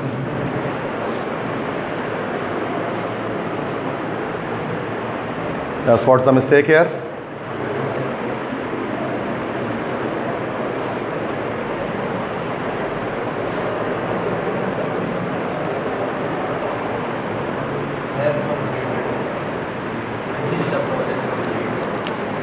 कौन बताएगा? गलती तो यहीं पर है, लेकिन नहीं, ये गलती नहीं है। अंटिल के बाद जब भी अंटिल आएगा हमेशा टेंस उसके बाद हमारा लगेगा प्रेजेंट सिंपल लगेगा। Until the project completes the effects of the new measure will not be known specially in rural areas. First conditional है ये, अंटिल जब भी आएगा ना, अंटिल अनलेस फर्स्ट फॉर्म आएगी, सही है। तो ये यहाँ पर लगा हुआ है सेकंड फॉर्म, परफेक्ट भी नहीं लगेगा, ठीक है, रूल है ये। अच्छा, सही है भाई। तो ये कंप्लीट होना चाहिए, कंप्लीट अंटिल के साथ हमेशा फर्स्ट, अनलेस के साथ भी हमेशा फर्स्ट फॉर्म ही आ रही है। Pollution which affects nearly all countries increases the risk of disease as well as harming the environment.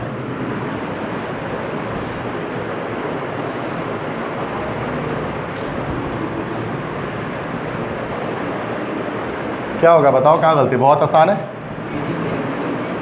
Yes, बिल्कुल सही। पॉल्यूशन यहाँ पर बेटा हमारे पास क्या है? सिंगुलर है ना, तो सिंगुलर तो यहाँ पर इंक्रीज क्या होना चाहिए था? इंक्रीजेस होना चाहिए था ना भाई, तो बी ऑप्शन है। अग्रीमेंट, एग्रीमेंट मिस्टेक है ना ये, तो अक्सर एग्रीमेंट तो बहुत आता है। नेक्स्ट देखिए 8वां, some people think that the desire to wear sun glasses are more a need to impress than to protect the eyes. सही बात है।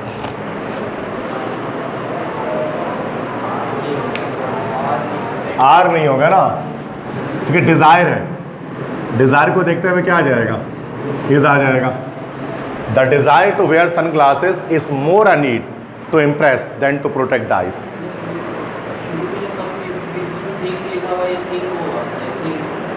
ये मैंने अभी क्या बताया आपको कि सम है ना, सम आ गया, सम आया। सम एक ऐसा हमारे पास एक सब्जेक्ट होता है कि ये सिंगुलर भी हो सकता है, प्लूरल भी हो सकता है, दोनों हो सकता है। ये डिपेंड करता है इसका अगला वर्ड क्या है। अब सम के बाद पीपल आया, पीपल क्या है, सिंगुलर वर्ड है कि प्लूरल वर्ड है? प्लूरल है ना, इसलिए यहाँ पर थिंक आया। सही है। ओके, नेक्स्ट देखते हैं। Despite of the increase in air fares most people still prefer to travel by plane. बहुत आसान। हलवा, ये बताया तो था पिछली क्लास में ही, मुबशिर ने पूछा था, मैंने बताया था, याद आ रहा होगा आप लोगों को। नहीं पता लग रहा तो सेकंड्स में बताना चाहिए इसका आंसर। आप कौन बताएगा? क्या बोलो हारिस?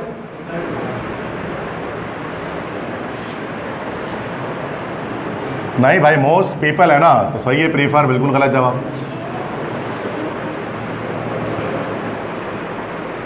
नहीं पता? अरे भाई 14 में ही मसला, ए में मसला है भाई। डिस्पाइट के साथ ऑफ नहीं लगता, डिस्पाइट डायरेक्ट होता है।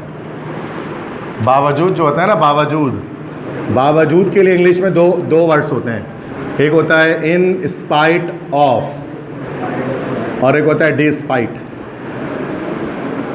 डिस्पाइट के बाद ऑफ नहीं लगता है, इन स्पाइट के साथ ऑफ लगता है। तो डिस्पाइट ऑफ कोई वर्ड नहीं है इंग्लिश में, इन स्पाइट ऑफ होता है। डिस्पाइट डायरेक्ट लगता है बावजूद के लिए। समझ गया? पता याद आया कुछ? दोनों का मतलब है बावजूद। बहुत कॉमन मिस्टेक है इंग्लिश लैंग्वेज में, ठीक है। नेक्स्ट क्वेश्चन है, laser technology is the heart of a new generation of high speed copiers and printer. हाँ जी, कहाँ पर? आ नहीं लगेगा, गलत जवाब। न्यू क्या है भाई? न्यू एडजेक्टिव है, एडजेक्टिव है ना न्यू, क्योंकि ये नाउन है, नाउन की मीनिंग को बढ़ा रहा है। एडजेक्टिव क्या ऐसा भी पॉजिटिव डिग्री एडजेक्टिव है, और पॉजिटिव डिग्री से पहले हमेशा आ आता है। A good girl, a bad girl होता रहता। न्यू जनरेशन गलत हो गया। मैं बताऊँ? किसी को नहीं पता, इतना आसान सवाल है यार ये, इसलिए आसान नहीं पता तो क्या बताओगे?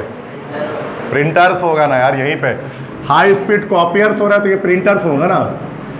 कॉपियर्स है तो प्रिंटर्स है, high speed copiers and printers, parallel structure चलेगा ना। कॉपियर है तो उससे तो ये प्रिंटर्स भी है।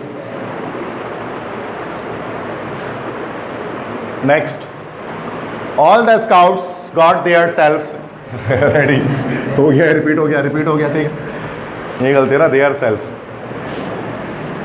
The information officer at the bank told his customers that there was several different kinds of checking accounts available. क्या बोलो हारिस? या सही है, देयर वर, चूंकि सेवरल आ रहा है ना, बहुत सारे डिफरेंट काइंड्स, तो प्लूरल आएगा। देयर वाज ने देयर वर, सही है, क्योंकि देयर वर सेवरल होगा ना, बहुत सारे। देयर वाज सेवरल तो नहीं होगा। नेक्स्ट, खुद देखें जरा इसको।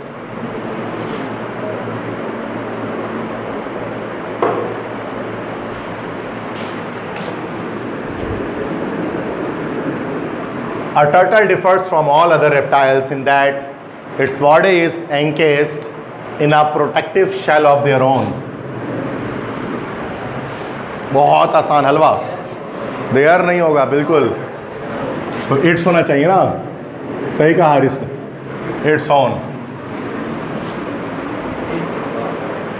हाँ, इट्स ऑन होगा ना, तो हिस्स हर हो तो होगा नहीं ना, टर्टल है तो क्या लगा भी नहीं है इसमें।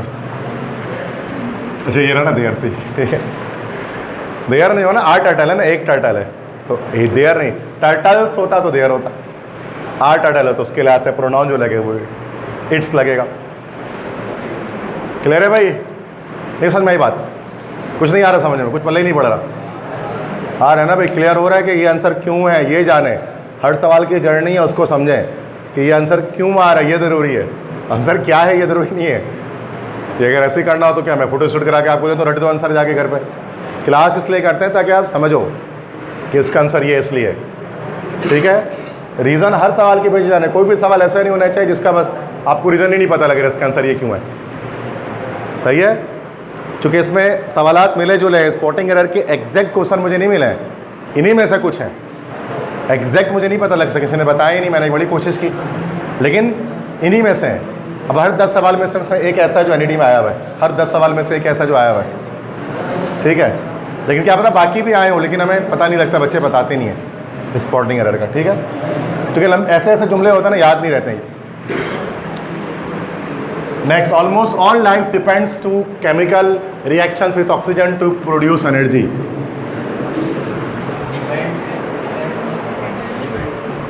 डिपेंड्स टू, हाँ बिल्कुल, क्या होना चाहिए? डिपेंड्स ऑन होना चाहिए, डिपेंड्स अपॉन होना चाहिए, सही है ना भाई? बिल्कुल सही कहा, डिपेंड्स के साथ टू नहीं आता, डिपेंड्स अपॉन, डिपेंड्स ऑन, इस तरह से होगा, सही है। तो बी ऑप्शन में मिस्टेक है यहाँ पर, क्लियर है। Next, if a rash occurs with in 24 hours after taking a new medication, the treatment should discontinued. Yes, बिल्कुल सही जवाब। शुड हमारे पास मॉडल है और मॉडल वर्ब के साथ हमेशा क्या आना चाहिए? फर्स्ट फॉर्म आना चाहिए, तो डिसकंटिन्यू होना चाहिए वर्ब की फर्स्ट फॉर्म। पता ये बात सबको? Can, could, may, might, must, would, should, इन सब के बाद वर्ब की फर्स्ट फॉर्म है ना भाई। Can, could, may, might, must, would, should, ought to, जितने भी हमारे पास मॉडल ऑक्सिलरी वर्ब्स होते हैं इंग्लिश लैंग्वेज में, उन सब के बाद वर्ब की फर्स्ट फॉर्म आती है, सेकंड थर्ड फॉर्म कभी भी नहीं आती है। पता है ये बात सबको, बताया ना मैंने इससे पहले भी। नेक्स्ट देखिए, it was her who represented, ये तो एनईडी का ही है, शी हो जाएगा, अभी पीछे भी सवाल किया ये। It was her, it was she, तो ये हमारा हो गया, इट वॉज शी हो गया, ठीक है। Next, although a doctor may be able to diagnose a problem perfect, he still may not be able to find a drug to which the patient will respond. बिल्कुल सही जवाब, perfect. अब problem perfect नहीं होगा, perfectly होगा, adverb लगेगा ना, क्योंकि डायग्नोज एक वर्ब है और वर्ब की मीनिंग को बढ़ाएगा एक एडवर्ब, और जब एडवर्ब लिखेंगे तो आखिर में एल वाई आएगा, परफेक्टली, सही है। क्योंकि वर्ब की मीनिंग को जो वर्ड बढ़ाता है वो एडवर्ब होता है, और एडवर्ब का सफिक्स हमने भी आज पढ़ा है, एल वाई होता है एंड में, ठीक है। नाउन की मीनिंग को जो बढ़ाता है वो एडजेक्टिव होता है, और वर्ब की मीनिंग को जो बढ़ाता है वो एडवर्ब होता है। क्लियर है यहाँ तक बात? तो मसला। नेक्स्ट क्वेश्चन देखें। Some birds such as koels can move instant from a resting position to full flight.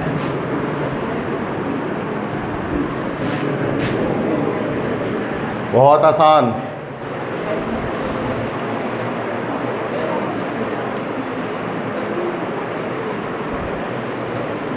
क्या? हारिस ने जवाब दिया, गलत जवाब है। रीज़न बता देता हूँ। पोजीशन हमारे पास नाउन है और ये हमारा एडजेक्टिव है। हमें पता है एडजेक्टिव में हम वर्ब की थर्ड फॉर्म को, सॉरी, वर्ब की फोर्थ फॉर्म को भी इस्तेमाल कर सकते हैं, जैसे डांसिंग डॉल, तो वैसे रेस्टिंग पोजीशन। गलत जवाब हो गया, रेस्टिंग नहीं है। इतना आसान है बिल्कुल। अभी तो पिछला ही सवाल यही गया, तुम लोग को शॉर्ट टर्म मेमोरी लॉस है। अभी तो पीछे गया, मूव इंस्टेंटली होगा ना, मूव वर्ब है तो ये एडवर्ब आएगा, तो एल वाई कौन लगाएगा इसमें में? तो इतना 1 सेकंड तुम लोग भूल जाते हो यार, तो 1 महीने बाद कैसे याद रखोगे? 5 मिनट बाद भूल जा रहे हो तुम लोग। नजर नहीं आ रहा था, कहा नहीं रहा। सही है, तो इतना आसान सवाल के जवाब तो देना है ना यार। नेक्स्ट, ये समझ में आ रहा है कि चलो मैं पढ़ रहा हूँ, मसला नहीं। Before becoming successful, Charles catering, farmer vice president of general Motors, was so poor that he has to use the hay loft of a barn as a laboratory. Yes, क्या हो जाएगा? फिर क्या होगा? हैज़ टू क्यों नहीं होगा? बिल्कुल सही है, हैज़ टू। ही लिखा हुआ है ना, तो ही के साथ हैव टू थोड़ी ना आएगा, हैज़ टू ही आएगा। हैज़ टू तो हो ही नहीं सकता, गलत, बिल्कुल परफेक्ट है।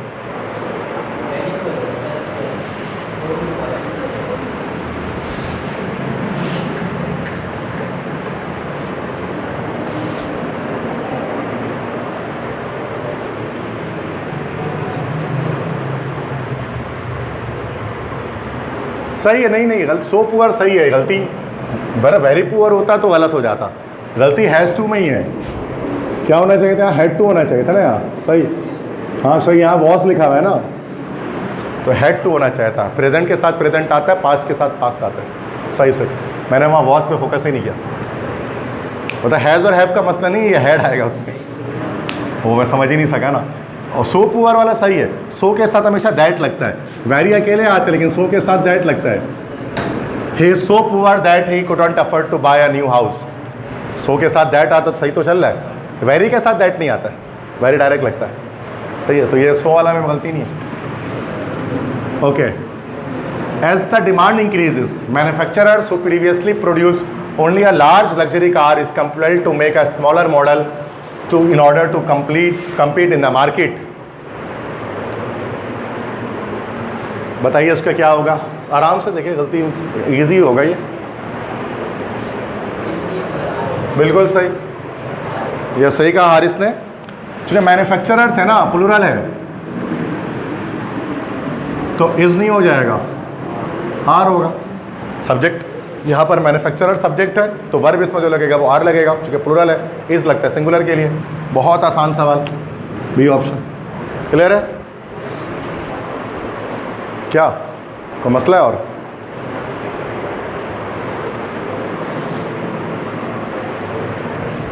Computer have made access to information instantly available just by push a few buttons.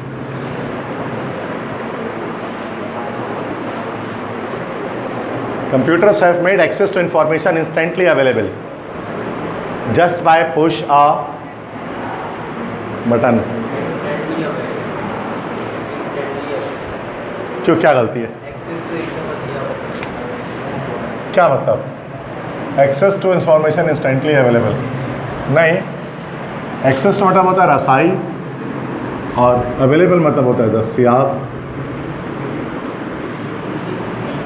सही है, गलती नहीं है। बाय पुश क्या होना चाहिए था? बाय पुश के बजाय होना चाहिए था by pushing a few buttons. By pushing a few button ना, by push a few button, by के साथ हमेशा एनजी फॉर्म आएगी, बाय पुशिंग, है ना। You can make this room cool by turning on the fan, ऐसे लिखते हैं ना भाई। You can make this room cool by opening the window, तो बाय के साथ एनजी फॉर्म लगती है। You can get good marks in the test by struggling hard, by working hard, तो बाय के साथ एनजी फॉर्म आएगी। सही है? क्लियर है भाई? तो यहाँ अक्सर बच्चों ने गलती बताया इसको। 6 नेक्स्ट है, by passing sunlight through a prism the light is separate into a spectrum of colours.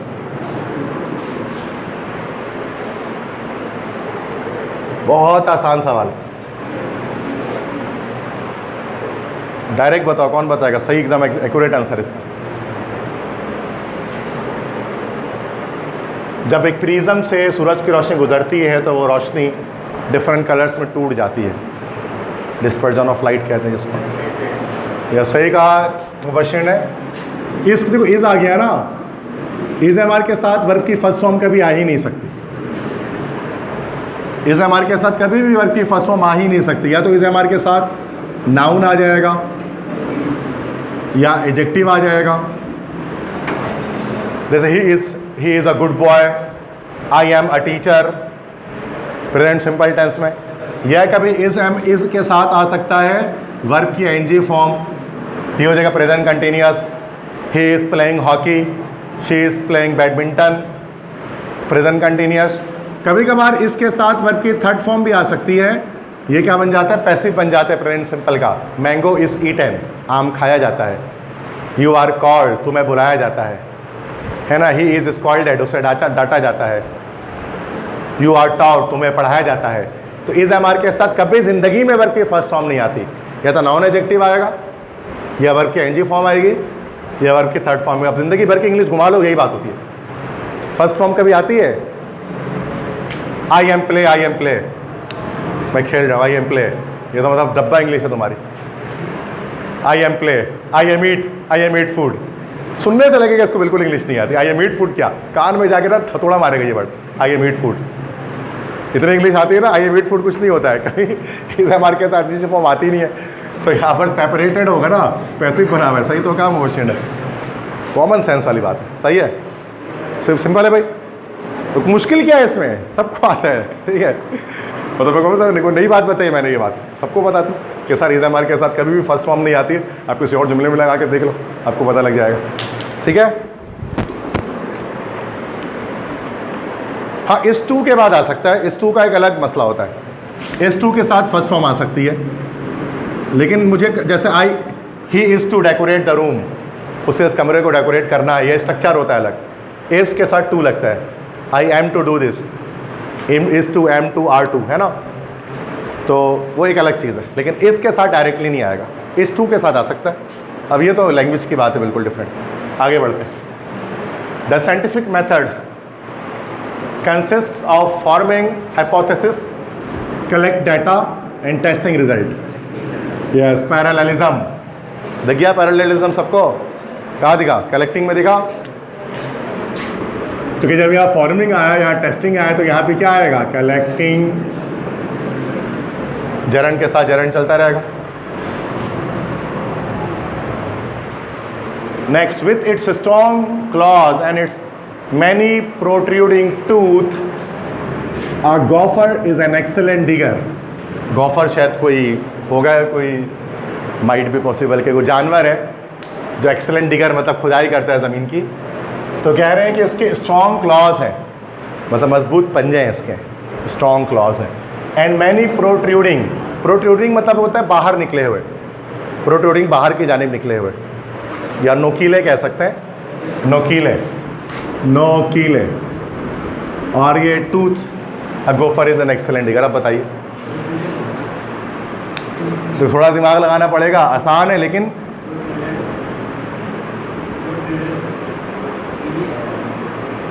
नहीं। देखो भाई क्या हो गया, गलत जवाब हुआ। अच्छा एक मिनट, प्रोट्रूडिंग सही है। एडजेक्टिव में हम लोग वर्ब की आईएनजी फॉर्म को भी यूज़ कर सकते हैं, वर्ब के थर्ड फॉर्म को भी यूज़ कर सकते हैं। डांसिंग डॉल, प्रोट्रूडिंग सही है। प्रोट्रूडिंग का वर्ड तो सही है, ये वर्ड बिल्कुल करेक्ट लगा हुआ है। यस, यहाँ मसला है, होना क्या चाहिए, टीथ होना चाहिए था। ये मोशन अब सही बताया।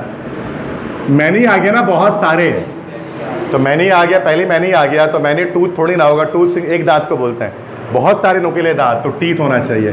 तो मसला प्रोट्रूडिंग में नहीं है, टूथ में, टीथ होना चाहिए था। तो ये नंबर मिस्टेक है सिंगुलर प्लूरल की। समझ में आ रही है बात, नहीं आई, और क्लियर है। तुम्हारे कितने हैं नंबर मुबशिर इसमें भी? हाँ 20 है। चलो इंशाल्लाह बेहतर करो उसको। बाकी बच्चे जिनके कम है वो उसको बढ़ाएं, इसको बढ़ाएंगे कैसे, प्रैक्टिस करके, सीख कर चीज़ों को। जिनके खास तौर पे 50s में है, 60s में है, वो तो लास्ट में इसको इंक्रीज़ करें। कोई तुक ही नहीं बनती कि आप 50-60 नंबर लाएं एनईडी में, कोई तुक नहीं बनती।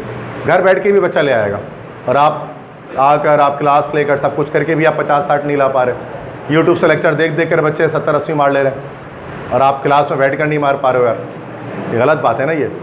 तो 50-60 वाले बच्चे तो लाजमी इसको इंक्रीज़ करें। और कोई तुक ही नहीं बनती है, मतलब कि आप इतने कम नंबर लाओ, आपको नंबर बढ़ाने पड़ेंगे अपने। इतना हलवा टेस्ट है, उसमें भी ये हाल है आपका। चलो भाई नेक्स्ट देखो, 32 स्लाइड पे आ गए, टोटल 50 स्लाइड्स है ना। The state of New Mexico is not densely population with an average of only 400 people per square kilometre. Yes, is not densely populated, बिल्कुल सही, डेंसली पॉपुलेटेड हो गई है, सही है। आबादी 19th है। By the mid 19th century land was such expensive in large cities that architects began to conserve space by designing skyscrapers। बहुत आसान है, अभी बताया था मैंने थोड़ी देर पहले ही बात, थोड़ी देर पहले ये बात बताया था, अभी तो बताया है। 19वीं सदी के वस्त तक ज़मीन इतनी महंगी हो गई ना कि जो आर्किटेक्ट्स हैं उन्होंने जगह को बचाना शुरू कर दिया, बड़े बड़े बिल्डिंगें बनाकर, स्काई स्क्रेपर्स, मतलब फलक बोस इमारतों को कहते हैं ना। नहीं यार, अभी तो बताया, भूल गए तुम लोग। देखो बताया था, सो है ना, सो के साथ हमेशा क्या आता है, दैट आता है। याद आया कुछ, अभी हारिस ने बताया था तो उसको मैंने बताया था। तो दैट यहाँ आया ना, तो यहाँ सच नहीं आएगा, सो आएगा। अब जुमला पढ़ लो, अब सही है। So expensive in large city that architects began to, इतने महंगी थी, सच नहीं आएगा। अभी तो बताया 15 मिनट पहले, वही शॉर्ट टर्म मेमोरी लॉस, सब भूल जाते हो तुम लोग। बहुत मुश्किल है पढ़ाना तुम लोगों को, पता नहीं कैसे पढ़ते हो तुम लोग, इतनी जल्दी भूलते हो यार तुम लोग चीज़ों को। ओके, नेक्स्ट है, traditionally the flag is risen in the morning and taken down at night. रिवायती तौर पर झंडे को जो है ना वो बुलंद किया जाता है सुबह के टाइम में, और रात के टाइम में झंडा जो है वो सुरंगू कर दिया जाता है। हाँ, राइजन में ही गलती है, राइजन नहीं होगा। राइजन मतलब होता है उठना, उसको उठाया जाता है तो रेज्ड होगा। बताया था ना राइज और रेज में फ़र्क, याद आ रहा है कुछ? भूल गए? राइज का मतलब होता है उठना और रेज का मतलब होता है उठाना, ठीक है। तो रेज किया जाता है, झंडे को बुलंद किया जाता है, खुद थोड़ी ना बुलंद हो जाता है वो। सूरज खुद ही बुलंद होता है तो राइज लिखते हैं, the sun rises in the east. लेकिन झंडे को बुलंद किया जाता है तो रेज, ठीक है भाई। तो ये मैंने बताया था, आप याद करो स्पोर्टिंग में राइज और रेज में फ़र्क। अब कितने लेक्चर मैंने दिए मुझे तो याद भी नहीं है, होगा किसी लेक्चर में बताया होगा, लेकिन लेक्चर सारे डले हुए प्रूफ के साथ कि पढ़ाया हुआ है। एक लक्षर दिखा सकते हैं ये पढ़ाया हुआ है, मतलब मेरे लेक्चर सारे रिकॉर्डेड हैं जितने भी मैंने पढ़ाए, ठीक है। ताकि आप पूछो, मुझसे ना बोल सकूँ आकर के सर आपने पढ़ाया नहीं था और ये आ गया। मैं तो चैलेंज करता हूँ कि देखो ये लेक्चर ये रहा, इस तुम्हारी क्लास में यहाँ पर पढ़ाया भाई। मतलब कोई बच्चा बोल ही नहीं सकता मुझे कि सर ये आपका नहीं पढ़ाया हुआ है, बात ही ख़त्म हो गई, क्योंकि हर सवाल पढ़ा हुआ आता है, कोई आउट आता ही नहीं है। नेक्स्ट, कैलोरी, ये क्या केमिस्ट्री आ गई, is the quantity of heat required to rise 1 gallon of water 1 degree centigrade and 1 atmospheric pressure. ये तो केमिस्ट्री का सवाल है। क्या? नहीं यहाँ सही है, या रिक्वायर्ड सही है भाई,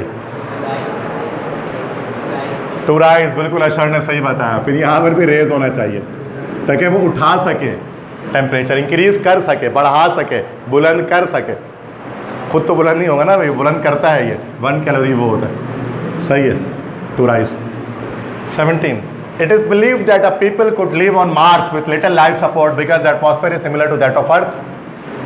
ये समझा जाता है कि लोग मरीख में भी रह सकते हैं थोड़े से लाइफ सपोर्ट के साथ, चूँकि वहाँ का एटमॉस्फेयर अर्थ की तरह ही है। हाँ बिल्कुल आ नहीं आएगा, बिल्कुल बच्चों वाली बात है। पीपल तो प्लूरल है ना, तो आ कहाँ से आएगा? आप पीपल थोड़ी ना होगा, जस्ट पीपल होगा। Next question, the board of realtors does not have any information about the increase in rent of this area। बहुत आसान है। यस, क्या होना चाहिए? गलत जवाब, इंक्रीज सही है बिल्कुल। इंफॉर्मेशन, ये मुबशिर ने सही बताया ना भाई, नाउन है, एब्स्ट्रैक्ट नाउन है। एब्स्ट्रैक्ट नाउन पता है ना भाई, जिसको हम देख ना सके, छू ना सके, सिर्फ महसूस कर सकें। शन जिसके एंड में आता है, तो कभी भी एब्स्ट्रैक्ट नाउन का प्लूरल नहीं बनता, इन्फॉर्मेशंस नहीं होता, बस information. Many information are provided, many informations नहीं हो सकता। इन्फॉर्मेशन, कैलकुलेशन, जो भी शन वाले वर्ड होते हैं वो सारे एब्स्ट्रैक्ट नाउन होते हैं, उनका प्लूरल पॉसिबल नहीं होता। ठीक है, सही कहा मुबशिर ने। नेक्स्ट, अच्छा ये तो आगे सवाल आ जाएगा, मैंने गलती से डाल दिया छोटा सा। If England had not imposed a tax on tea 220 years ago, will the United States have remained part of the British Commonwealth? हाँ, क्या आना चाहिए था? Would have, would आना चाहिए था ना। थर्ड कंडीशनल है, एनडी वाले थर्ड कंडीशनल ही देते हैं। हैड आया तो वुड हैव आएगा। थर्ड कंडीशनल है कि अगर इंग्लैंड ने आज से 220 साल पहले टी पर, चाय पर टैक्स नहीं लगाया होता तो यूनाइटेड स्टेट्स आज भी ब्रिटिश का पार्ट होता। तो अगर आप यूएस हिस्ट्री जानते हैं तो मसला यही था यूएस हिस्ट्री में कि जो अमेरिका से जो है ना वो काश्त की जाती थी बहुत ज़्यादा चाय पत्ती की, तो ब्रिटिश गवर्नमेंट ने ब्रिटिश गवर्नमेंट की कॉलोनी थी यूएसए पूरी, तो ब्रिटिश जो बादशाह थे ना उन्होंने टैक्स लगा दिया था चाय पर, बहुत ज़्यादा हैवी टैक्स लगा दिया था। और अमेरिकन जो थे फिर वो उस पर फिर अमेरिका में रहने वाले जो ब्रिटिश थे उन्होंने उसका बगावत की, तो उन्होंने बोला नहीं ये टैक्स नाजायज़ है। तो ब्रिटिश गवर्नमेंट हम पर साथ नाजायज़ कर रही है, हम अपना अलग वेतन बनाएंगे। फिर जॉर्ज वाशिंगटन और इनके साथ बाकी दोस्तों ने मिलकर यूनाइटेड स्टेट्स ऑफ अमेरिका की शुरुआत की थी, जो यूएसए जिसको हम कहते हैं। तो उसी की कहानी है कि अगर टीम ने पे टैक्स नहीं लगा होता तो शायद आज भी अमेरिका इंग्लैंड का यूके का एक हिस्सा होता, एक स्टेट होती जैसे पहले थी कभी। सही है। तो ये एक रिग्रेट को शो कर रहे हैं ना, पास्ट एक कंडीशनल है ये। इफ लग गया ना ऐसे समझ में आ रहा है यार, मैं एक्सप्लेन नहीं करूँगा, मैं कंडीशनल का लेक्चर देख लो, ठीक है, पता है ना सबको ये बात। अब मैं कंडीशनल पूरा पढ़ाऊँगा, आधा घंटा उसी में लग जाएगा। पढ़ाओ तो नहीं ना कंडीशनल, टाइम वेस्ट होता है। नेक्स्ट ये सवाल आ गया दोबारा, वो छोटा सा लिखा हुआ था ना पहले, अब सही है। The purchase of Louisiana was one of the biggest events in the history of the United States. Yes, the purchase नहीं होगा बिल्कुल से, तो क्या होना चाहिए? The purchasing. लुसियाना को खरीदना, जरंड आएगा ना।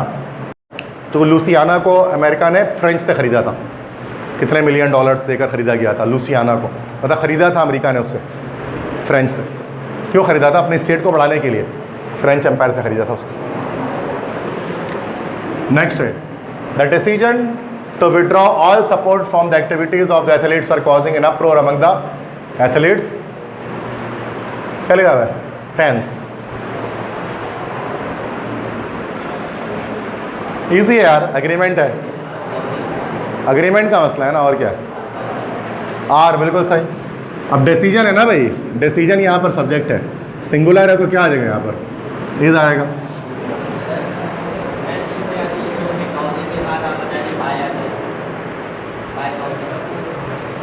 The decision to withdraw all support from the activities, इस वाले सवाल में इसमें बाय कहाँ, मतलब किसके बाद नहीं, cost by, cost by, causing के साथ बाय नहीं आएगा, कॉस्ट के साथ बाय आएगा। अच्छा सही है। अच्छा मैंने बताया था ना कि जो वेबसाइट है ना, ये वेबसाइट किस ये टोएफल की वेबसाइट है ना, the test of English as a foreign language, ये उसकी वेबसाइट है। और टोएफल जो है ना वो एक टेस्ट होता है जिसको आप लोग उस वक्त देते हैं जब आपको यूएसए जाना पड़ता है या फिर कनाडा। यूएसए या कनाडा आप मूव करना चाहते हैं तो फिर ये TOEFL, test of English as a foreign language के टेस्ट देते हैं। और ये उसी के पास पेपर होते हैं टोएफल के, जो कैनेडी देता है अमेरिका जाने के लिए या फिर कनाडा में स्कॉलरशिप के लिए अगर आप जाना चाहते हैं तो, या फिर इमिग्रेशन करना चाहते हैं तो टोएफल का एक उसके मार्क्स होते हैं अलग। इसलिए अक्सर ना अमेरिकन क्वेश्चन आप देखोगे इसमें ज़्यादा होता है, मतलब पाकिस्तानी एक सवाल भी नहीं मिलेगा आपको इसमें, कराची, लाहौर, इस्लामाबाद का तस्करा हो रहा होगा, सारा का सारा अमेरिका का तस्करा होगा। एनईटी में भी ऐसे अंग्रेज़ का आ रहा होता है, नाम भी अंग्रेज़ों का आ रहा होता है, क्योंकि उन्होंने उठाया हुआ इस वेबसाइट से जो टोएफल की वेबसाइट है। क्योंकि अंग्रेज़ जो कि टोएफल के टेस्ट अमेरिकन बनाते हैं ना, तो उसमें अमेरिकाओं के नाम डालते हैं, अपने कंट्रीज़ के नाम डालते हैं, अपने स्टेट्स के नाम डालते हैं, जैसे लुसियाना, कैलिफोर्निया, यही आता है ना नाम सारा, देखा होगा आपने।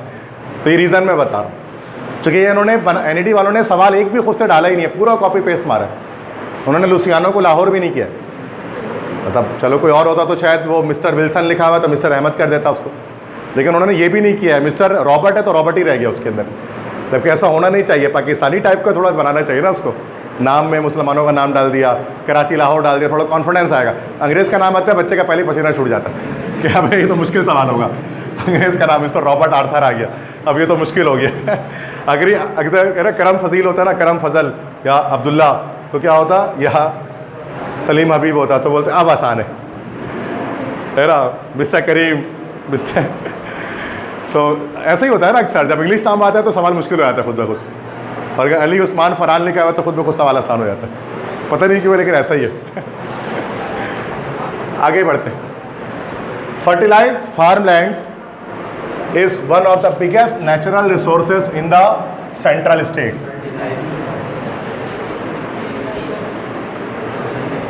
फर्टिलाइज्ड होगा, फर्टिलाइजिंग नहीं होगा, फर्टिलाइज्ड फार्मलैंड्स, मतलब एडजेक्टिव लगेगा ना, फर्टिलाइज्ड फार्मलैंड्स। नाउन है ना ये, बताइए। अब नाउन है तो नाउन के साथ एडजेक्टिव लगेगा, ये तो वर्ब की एनजे फॉर्म आएगी या वर्ब की थर्ड फॉर्म आएगी, यहाँ थर्ड फॉर्म सही लगेगा इसमें। कास्ट किए मतलब फर्टिलाइज किए हुए फार्मलैंड बहुत बड़े नेचुरल रिसोर्स हैं सेंट्रल स्टेट्स के, ठीक है।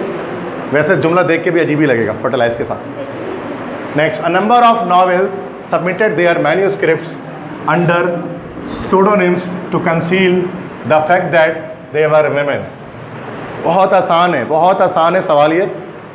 A number of novels submitted their manuscript. Manuscript मतलब होता है मुसव्विदा। सुडोनिम कहते हैं तखल्लुस। तखल्लुस मतलब अपने असल नाम की जगह शायर जो दूसरा नाम इस्तेमाल करते हैं, तखल्लुस कहा जाता है उसको। टू कंसील, ताकि वो छुपा सके the fact that their men, के वो औरतें हैं। मतलब यहाँ पर बहुत आसान है कि मैं बोलूँगा तो समझ जाओगे तुम लोग आंसर क्या है। मतलब बहुत आसान है यार। मतलब आ नंबर ऑफ, क्यों सवाल पढ़ो ना, पूरा पढ़ो, ऐसे ही समझ में आ जाएगा क्या है।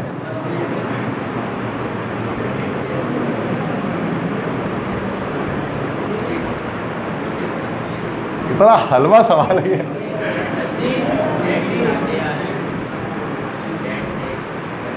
यार क्या हो गया, ऐसा नहीं करो, बहुत हलवा सवाल है, दैट्स सो इजी।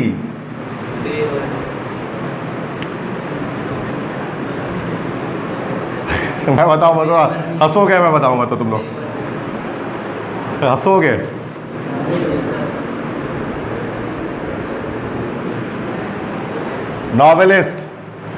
नॉवेलिस्ट ने सबमिट किया ना अपने उसको मैन्यूस्क्रिप्ट को। नॉवेल कैसे सबमिट करेगा अपना मैन्यूस्क्रिप्ट?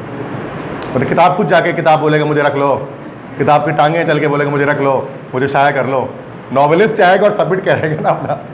तो novelist submitted their manuscript under pseudonym to conceal the fact. ये होगा ना। नॉवेल कहते हैं किताब, नॉवेल, जैसे कि द प्रिजनर ऑफ जेंडा, ये नॉवेल है। और जो एंथनी होप है वो नॉवेलिस्ट हैं, the one who wrote the novel Zenda. ठीक है यार, इतना आसान कॉमन सेंस। तुम लोग अचार डालने चला गया, तुम लोग एनईडी में हो गया तो करिश्मा है कि एनईडी में चले गए ना तो करिश्मा हो गया तुम लोगों के साथ, कि ऐसे इंग्लिश के साथ भी एनईडी में हो गया तुम लोगों का। सही है, ऐसा नहीं करो। ठीक है, मतलब हो तो जाएगा रट्टा वट्टा मार के तुम लोगों को, लेकिन अजीब सा लगेगा। थोड़ा सा तेरा दिमाग तो चलाओ यार। अजीब सा लगेगा ना कि कैसे हो गया। जो वीडियो देख रहे होंगे वो भी बोलेंगे यार किस इस क्लास का भी एनईडी में होगा एडमिशन। जाहिर सी बात है, थोड़ा सही से जवाब दो ना यार, कम से कम मैं तारीफ करूँ। ये क्या अजीब, इतना आसान सवाल का गलत जवाब। Next, Albert Einstein was such brilliant a scientist that many of his colleagues had to study for several years in order to form opinions about his theories. क्या होगा ये, क्या होना चाहिए? यह सच नहीं होगा, सो के साथ दैट आएगा। सिंपल, ये तो तीसरी बार आ गया सवाल यही। नेक्स्ट है, the writer in his great salt lake is at least 4 times saltier than sea water. The water in the great salt lake is at least 4 times saltier than sea water. At least लिखा, मैं least बोल रहा हूँ। लो बेटा, मैं ही सही जवाब दे दे रहा हूँ। एटलीस्ट होगा ना, एटलीस्ट क्या होता है? क्योंकि एटलीस्ट मतलब मुंह से निकल ही रहा एटलीस्ट है, क्योंकि एटलीस्ट होता ही नहीं है, कम से कम at least. Next, the cabinet consist of secretaries of department who report to the president, give him advice and helping him make decision. Parallelism, parallelism क्या होगा? Who report to the president, give him advice and help him making decision, help him make decision, है ना भाई? तो कैसे first form के साथ first form चलेगा क्या? नेक्स्ट है नियॉन, ये फिर केमिस्ट्री आ गई। एनी नोबेल गैस है, 8 ग्रुप का, एटॉमिक नंबर 10, मास नंबर 20। तो neon is often used in airplane beacons, beacons मतलब रोशनी, light. Often used in airplane beacons because neon beacons are very visible that they can be seen through. दोबारा चौथी बार आ रहा है, चौथी बार सो के साथ दैट आता है।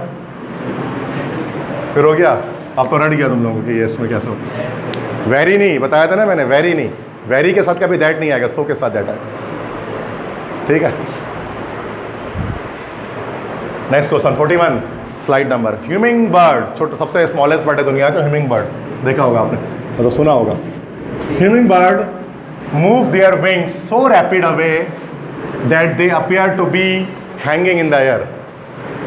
मतलब होवर कर सकते हैं ना ये ह्यूमिंग बर्ड, छोटे से परिंदे होते हैं जो होवरिंग कर सकते हैं, एक जगह रुक जाते हैं, हेलीकॉप्टर जैसे रुक जाते हैं ना एक जगह, वैसे ही देखा होगा उसमें ना वीडियोस वगैरह में। लंबी सी चोंच होती है ना, वो सक आउट कर रहे होते हैं फ्लावर के रस को, वही की जगह रुक कर, और उससे पर हिल रहे होता है और रुका होता है एक परिंदा। ये तो उसको हमिंग बर्ड कहते हैं, छोटा सा होता है, इतना बड़ा होता है परिंदा, स्मॉलेस्ट बर्ड है। तो humming bird move their wings, और बहुत तेज़ी से करते हैं वो, that they appear to be hanging in the, ऐसा लगता है ऐसा लटके हैं वो हवा में, रुक जाते हैं हवा में, होवरिंग करते हैं। क्या होगा बताओ, बहुत आसान है, बोलो हैंगिंग क्यों नहीं होगा, क्या इतना हलवा है यार, यहाँ गलती है, रैपिड अवे में गलती है, क्या होना चाहिए था सो रैपिडली, एडवर्ब आएगा ना भाई, इतनी तेज़ी से वो रैपिडली तेज़ी से, इतनी तेज़ी से मूव करते हैं जैसे लगता है कि वो हवा में हैंग हुए हैं, मतलब उनका जो पर है ना वो गायब सा हो जाता है, बिल्कुल वैनिश हो जाता है, तो ऐसा लगता है हवा में लटके हैं सिर्फ वो। तो यहाँ पर हो जाएगा रैपिड अवे नहीं रैपिडली, ठीक है। 42 a 100 horsepower tractor can make the work of a large number of horses, बहुत आसान है यार।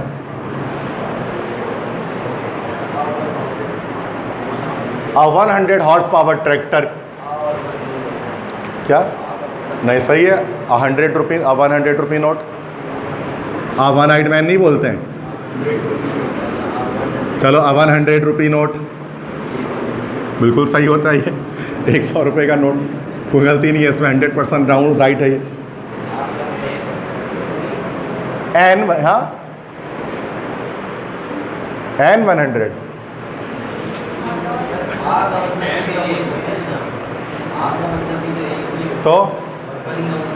तो कोई फर्क नहीं पड़ता इससे। 100 एक एडजेक्टिव है, तो एडजेक्टिव के साथ आ लगेगा लास्ट में।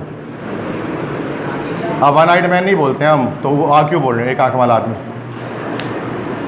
तो 100 रुपये तो ज़्यादा भी तो हो सकते हैं, 100 रुपये का नोट एक ज़्यादा भी तो हो सकता है, 10 100 रुपी नोट, अब बोलो हो सकता है ना, ये 10 100 रुपये के नोट तो नहीं हो सकता, तो आ मतलब 100 रुपये का नोट, ठीक है, 100 रुपये का नोट, सही हो गया ना।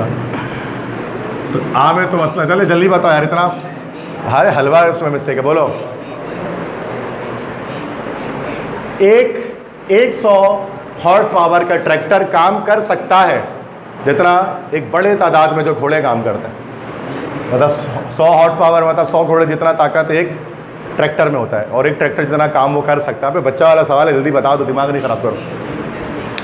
हाँ जोर से बोलो, मेक नहीं होगा ना भाई, डू होगा, मेक कहाँ से हो जाएगा, बना सकता है, कर सकता है ना, can do the work of a large, make तो बनाना होता है, बोल भी रहा कर सकता है, कर सकता है तो कैन डू ना, ये तो 1 क्लास का बच्चा भी कर ले कि कैन में के बजाय कैन डू आएगा, डू मतलब करना, I can do this work, आता है ना, ये इतनी इंग्लिश आती है, तो पता नहीं तुम लोगों को लग रहा है कुछ आता ही नहीं है, ऐसा नहीं करो, आगे बढ़ो।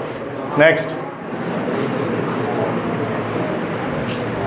अच्छा जो गलत जवाब दे रहे हैं और जो गलत दे रहे हैं ना, फिर भी दे आर क्वाइट गुड, जो जवाब, और जो बिल्कुल ही जवाब नहीं दे रहे तो वो तो बिल्कुल ही डल है, बिल्कुल ही जीरो है, वो समझते बच्चे चैंपियन बनते हैं जवाब नहीं देके, आप बेइज्जती से बच गए, अबे भाई तुम ज़्यादा बेइज्जत हो रहे हो, तो तुम्हारे पास जवाब ही नहीं है।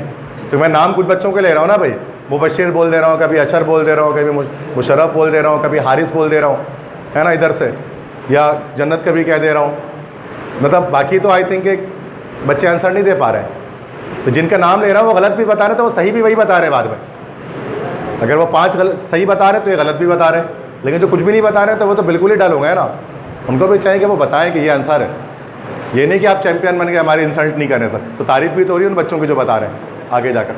Next, the bridge was hitting by large ship during a sudden storm last week, जोर से बोलो, वॉज हिटिंग, बिल्कुल होना क्या चाहिए था, वॉज हिटेड नहीं होता बेटा, हिट हिट हिट हिट, तीनों फॉर्म हिट रहती है, हिटेड कोई फॉर्म नहीं है। तो the bridge was hit by large, बिल्कुल सही का, पैसिव वॉइस है, पास्ट इंडेफिनिट का, वॉज के साथ थर्ड फॉर्म आएगी, क्योंकि हिट जो है ना वो फर्स्ट सेकंड थर्ड तीनों फॉर्म है, हिटेड कुछ नहीं होता है, जैसे कटेड नहीं होता, जैसे कटेड नहीं होता वैसे हिटेड भी नहीं होता है, hit hit hit, cut cut cut, shut shut shut, set set set, put put put होता है ना, ऐसे कुछ बार होते हैं जिसके सेकंड थर्ड फॉर्म सेम रहते हैं, हिट उनमें से एक है, तो वॉज हिट। तो 44, डॉक्टर्स अग्री दैट क्या लिखा हुआ आगे? That the fluid around the spinal cord helps the nourish the brain है। ये क्या है ना, बिल्कुल हेल्प्स टू होगा, मुबशिर ने सही कहा, हेल्प्स टू नॉरिश था ना, दा 2 बार कैसे आएगा? देख के लो तो आगे जुमला पढ़ो, helps the nourish the brain, ये तो हो ही नहीं सकता। तो क्या मसला है? तो बहुत सारे डॉक्टर नहीं हो सकते क्या? All the doctors are butchers, सारे डॉक्टर कसाई होते हैं। तो हो गया डॉक्टर्स, इसमें क्या है? तो डॉक्टर्स बोल सकते हैं ना, इसमें कौन सी बड़ी बात है? Many American childrens learn to read the more than 120 million copies of McGuffey's reader. बहुत आसान है हलवा, दा नहीं होगा, लर्न टू रीड, यहाँ दा नहीं आएगा। अच्छा 2 गलती है यहाँ पर, एक और भी गलती है ढूंढो, एक और गलती है, बहुत आसान गलती है, चिल्ड्रंस, बिल्कुल सही। यहाँ चिल्ड्रंस कुछ नहीं होता भाई, चिल्ड्रन ऑलरेडी एक प्लूरल है, चाइल्ड चिल्ड्रन, चिल्ड्रंस नहीं होता कुछ, ठीक है। वो एक देख रहा था पता नहीं ड्रामा था अभी ना, पता नहीं अभी कोई फेसबुक पे चल रहा था ड्रामा, मुझे नाम नहीं याद रहा किस थी वो है, उसमें मैं जाकर देखा यूट्यूब से ना उस ड्रामे को। उसमें कोई एक था, उसमें ऐसा दिखा रहा था कि कोई फंक्शन वगैरह था स्कूल का कोई फंक्शन वगैरह था, और कोई प्रिंसिपल या कोई ऐसे कोई टीचर आकर ना स्कूल में कुछ इंग्लिश बोल रही थी ना पेरेंट्स को, कोई था ड्रामा, कोई नया ड्रामा चल रहा होगा किसी जियो से इधर उधर से। अब उसमें वो ना वो इंग्लिश इतनी वाहियात, उसके अंदर all the childrens here welcome क्या हो गया, और उसमें बड़ा उसके ना बड़े मीम्स वगैरह बने उसके ऊपर ना, all the childrens here, childrens कहाँ होता है भाई, और अजीब सी फोनेटिक्स है, we won the match, we won the war, won the war को कह रहे वॉन द वॉर। तो ऐसे कई गलतियाँ, और मतलब जबकि वो पोर्ट्रे ये करना चाह रहे हैं कि बहुत बड़ा स्कूल है और वहाँ बहुत क्वालिफाइड और इंग्लिश का पूरा माहौल है, लेकिन वहाँ जो एक्टिंग जो रोल दिया गया वो ऐसे शख्स को दे दिया गया, उसको इंग्लिश ही नहीं आ रही, उस खातून को। और वो बड़ा लाइट से, लोग तो इस तरह की चीज़ें ढूंढते हैं, उन्होंने ढूंढा उसको। तो वो चिल्ड्रंस वहाँ बड़ा उनका मशहूर होना कि चिल्ड्रंस क्या होता है, ये एक नॉर्मल से इंग्लिश पढ़ने वाला बंदा जानता है कि ऐसा नहीं लगता, चिल्ड्रन खुद प्लूरल है, चिल्ड्रंस कहाँ से हो गया? देखो बहुत मजाक बनता है इस चीज़ में, आपको लगता है क्या हो गया, लेकिन देखो छोटे से उसके रूल्स है, कितना नुकसान हुआ उसको, तो उनको बेचारी को मतलब बदनामी हो गई ना देखा जाए तो, गलत इंग्लिश बोलने पे। तो इसलिए इंग्लिश सही लिखनी चाहिए, सही बोलनी चाहिए। Next, to improvement the stability, yes, तो ऐसे ही पता लग गया, आगे पढ़ने की जरूरत ही नहीं है। टू के बाद क्या होना चाहिए? इम्प्रूव आना चाहिए ना, वर्ब की फर्स्ट फॉर्म आती है टू के बाद, इन्फिनिटिव कहते हैं जिसको हम, आगे पढ़ने की जरूरत ही नहीं है क्या लिखा हुआ है। George is not enough intelligent to pass this economics class without help. Enough intelligent बिल्कुल सही, आगे पीछे हो जाएगा। Yes, George is not intelligent enough to pass this, इससे पहले भी एक बार मैंने कहा करा आपको, इंटेलिजेंट इनफ होगा, इनफ इंटेलिजेंट नहीं होगा, तो ए में गलती है। सही क्लियर है यहाँ तक? Next, an octopus has 3 heart to pump the blood throughout their body. Yes, they are बिल्कुल नहीं होगा, दे आर, इट्स होगा ना, ठीक है। एन ऑक्टोपस लिखा हुआ है, तो 3 दिल होते हैं उसके क्या? वाह भाई, ये सही है, एक टूट भी गया तो मसला नहीं है, तो बाकी फ़ायदा है ना इसका, वो गाने में कहते हैं ना, याद नहीं आ रहा वो तो ऐसे वीडियो रिकॉर्ड हो रहा है तो नहीं गा सकता, ठीक है ओके। तो कहते ना कि काश 2 दिल होते हैं मतलब ना, तो एक टूट जाता तो दूसरे से मसला नहीं होता, तो इसको तो 3 है, टेंशन ही नहीं है। वाकई में ऐसा होता है, कॉलेज मेडिकल वाले तो है नहीं ना यहाँ पर, पूछ नहीं सकते। अच्छा एक और गलती है पता है जुमले में, 3 हार्ट्स होगा, 3 है ना, तो 3 दिल होंगे तो 3 हार्ट्स बोलेंगे, 3 हार्ट तो नहीं बोलेंगे। सही है, ऐसे क्लियर है यहाँ तक बात? तो मसला, मैनी ऑफ द पॉपुलेशन, बस 3 स्लाइड बाकी है। Many of the population in the rural areas is composed of manual labourers. बोलो बोलो जल्दी बोलो। यस, मैनी नहीं होगा, बिल्कुल सही कहा जन्नत ने, मच होगा ना, मच ऑफ द पॉपुलेशन, क्योंकि पॉपुलेशन हमारे पास एक अनकाउंटेबल नाउन होता है। तो पॉपुलेशन के साथ मच लगेगा, शन आ गया ना। शन जब आया बेटा तो शन आया तो एब्स्ट्रैक्ट नाउन हो गया ये, और एब्स्ट्रैक्ट नाउन जितने भी होते हैं वो सारे के सारे हमारे पास अनकाउंटेबल होते हैं इनको, और जब अनकाउंटेबल होगा तो उसके साथ क्या लगेगा, मच लगेगा, मैनी नहीं लगेगा। यही रूल है ना भाई। तो much of the population is rural areas, many नहीं होगा, ठीक है, सिंपल रूल है ये। तो सही कहा जन्नत ने, करेक्ट हो गया ये, सबको समझ में आ गया। बाकी 49 इन 1903 when the Wright brothers announced that they had invented a flying machine, his news was generally ignored. 1903 में जब राइट ब्रदर्स हैं, राइट ब्रदर्स दो भाई थे, विल्बर राइट और जॉन राइट, नाम सुना होगा आपने, जब उन्होंने ये ऐलान किया कि उन्होंने एक ऐसी चीज़ इजाद की है जो हवा में उड़ सकेगी, यस बिल्कुल, हिज न्यूज़ नहीं क्या होना चाहिए, देयर न्यूज़, क्योंकि राइट ब्रदर्स है ना, दो भाई थे, तो their news was generally ignored, उनकी इस खबर को इग्नोर कर दिया लोगों ने। क्या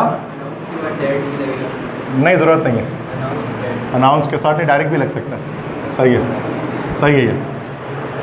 मतलब उनको बात पर लोगों ने हंसी उड़ाई कि वो पागल वागल हो गए हैं क्या, हवा में उड़ेंगे क्या, परिंदा है क्या। ये पहली बार जॉन, दो भाई थे ना, इनकी साइकिल की शॉप थी, पड़ी हुई कहानी है आपने इनकी, जॉन राइट और विल्बर राइट, इनकी साइकिल शॉप थी इनके फादर की, तो वो साइकिल शॉप के अंदर उन्होंने कोई ऐसी चीज़ बनाई थी जिससे हम हवा में उड़ सकें। तो उन्होंने जो है वो फिर 1903 में उन्होंने पहली बार फ्लाइट की थी, 1903 में, 1903 में पहली बार फ्लाइट की थी, और वो फ्लाइट पहले कुछ सेकंड्स की थी, मतलब 20 सेकंड 25 सेकंड की फ़्लाइट उन्होंने की थी बस। उसके बाद, और छोटा सा था, मतलब जिसमें दो ही लोग आ सकते थे या एक ही बंदा शायद बैठा था उसमें। तो उन्होंने जब लोगों को बताया कि हमने ऐसी चीज़ ईजाद की जिससे हम हवा में उड़ सकेंगे, तो लोगों ने इस बात को इग्नोर कर दिया, लोगों ने उनका मजाक बनाया कि ऐसा कैसे हो सकता है, इंसान परिंदा थोड़ी ना है, चील कौवा थोड़ी ना है, हवा में उड़ेगा।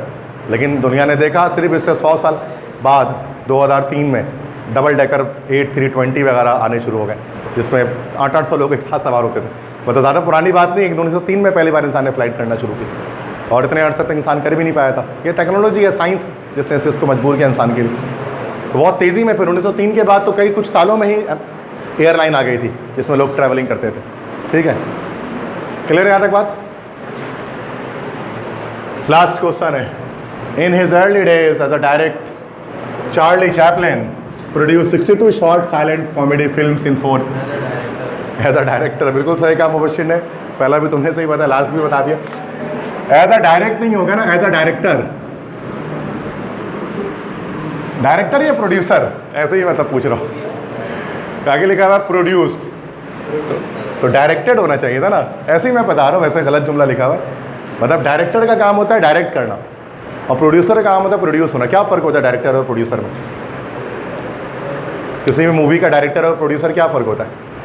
अब जो प्रोड्यूसर होता है वो पैसा लगाता है, क्योंकि आपको पता है पैसे पहले लगाए जाते हैं, बजट जिसको हम कहते हैं। उसके बाद वो कितना कमाई होगा नहीं होगा वो बात की बात है।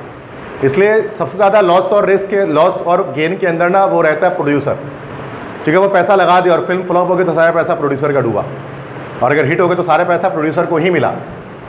तो जो इसलिए अक्सर ऐसा होता है, बड़े स्टार्स खुद अपनी फिल्म प्रोड्यूस कर रहे होते हैं, तो फिर उनका पैसा लग रहा होता है। और डायरेक्टर का काम होता है पेड सर्वेंट होता है। डायरेक्टर का काम क्या होता है कि वो डायरेक्ट करता है, मतलब जो सेट में मौजूद होता है, और सेट में लोगों को एक्टिंग का पता होता है, ऐसा एक्ट करना, इस तरह सेक्शंस करना, इस तरह एक्ट करना है, ये डायरेक्टर होता है। वो सैलरी वो मिल रही होती है उसको, पैसे नहीं मिल रहे होते उसको। तो बड़ा बंदा प्रोड्यूसर होता है, प्रोड्यूसर सेट में नहीं आता है और पैसा दे के साइड हो जाता है बस। तो वो प्रोड्यूसर और डायरेक्टर जो है वो डायरेक्ट कर रहा होता है, समझ गए। तो यहाँ पर जो प्रोड्यूस लिखा है तो यहाँ पर प्रोड्यूसर होना चाहिए था शायद, वरना डायरेक्टेड होता। ऐसे ही मैं जुमले की गलती निकाल रहा हूँ, वैसे गलती तो यहीं पर है, जो भी कर लो एज अ डायरेक्ट। क्लियर है तो मसला। तो बेटा यहाँ तक करने के बाद 347 हो रहा है हमारे पास। मैंने यहाँ पर स्पॉटिंग एरर कितनी प्रैक्टिस करा दी है। देखो इसी तरह के अगर मैं और भी प्रैक्टिस कराऊंगा तो इसी तरह के होंगे, इसी टाइप के होंगे, इसी तरह से होंगे। तो ये जो 50 स्लाइड मैंने आपको दिखाई है, इसको आप रिव्यू कर लें। इसी तरह के सवाल आ रहे हैं एनईडी में, मतलब एग्जैक्ट मैं नहीं कह सकते कि ये आ जाएंगे, क्योंकि ये ऑथेंटिक 100% ऑथेंटिक पास पेपर नहीं है, ये गारंटी के साथ मैं नहीं बोल सकता। लेकिन इनमें से शायद कुछ आए हों, या इन जैसे आए में ज़रूर होंगे। अगर आप थोड़ा सा माइंड घुमानो, इन जैसे आए हुए थे सर मेरे, ऐसे ही है ना, आप सबका इसी तरह का आया हुआ था, क्या पता बिल्कुल ही एग्जैक्ट ना आया हो। तो अगर आपने कॉन्सेप्ट भी बना लिया बेटा तो आप इसको ईजिली कर पाएंगे।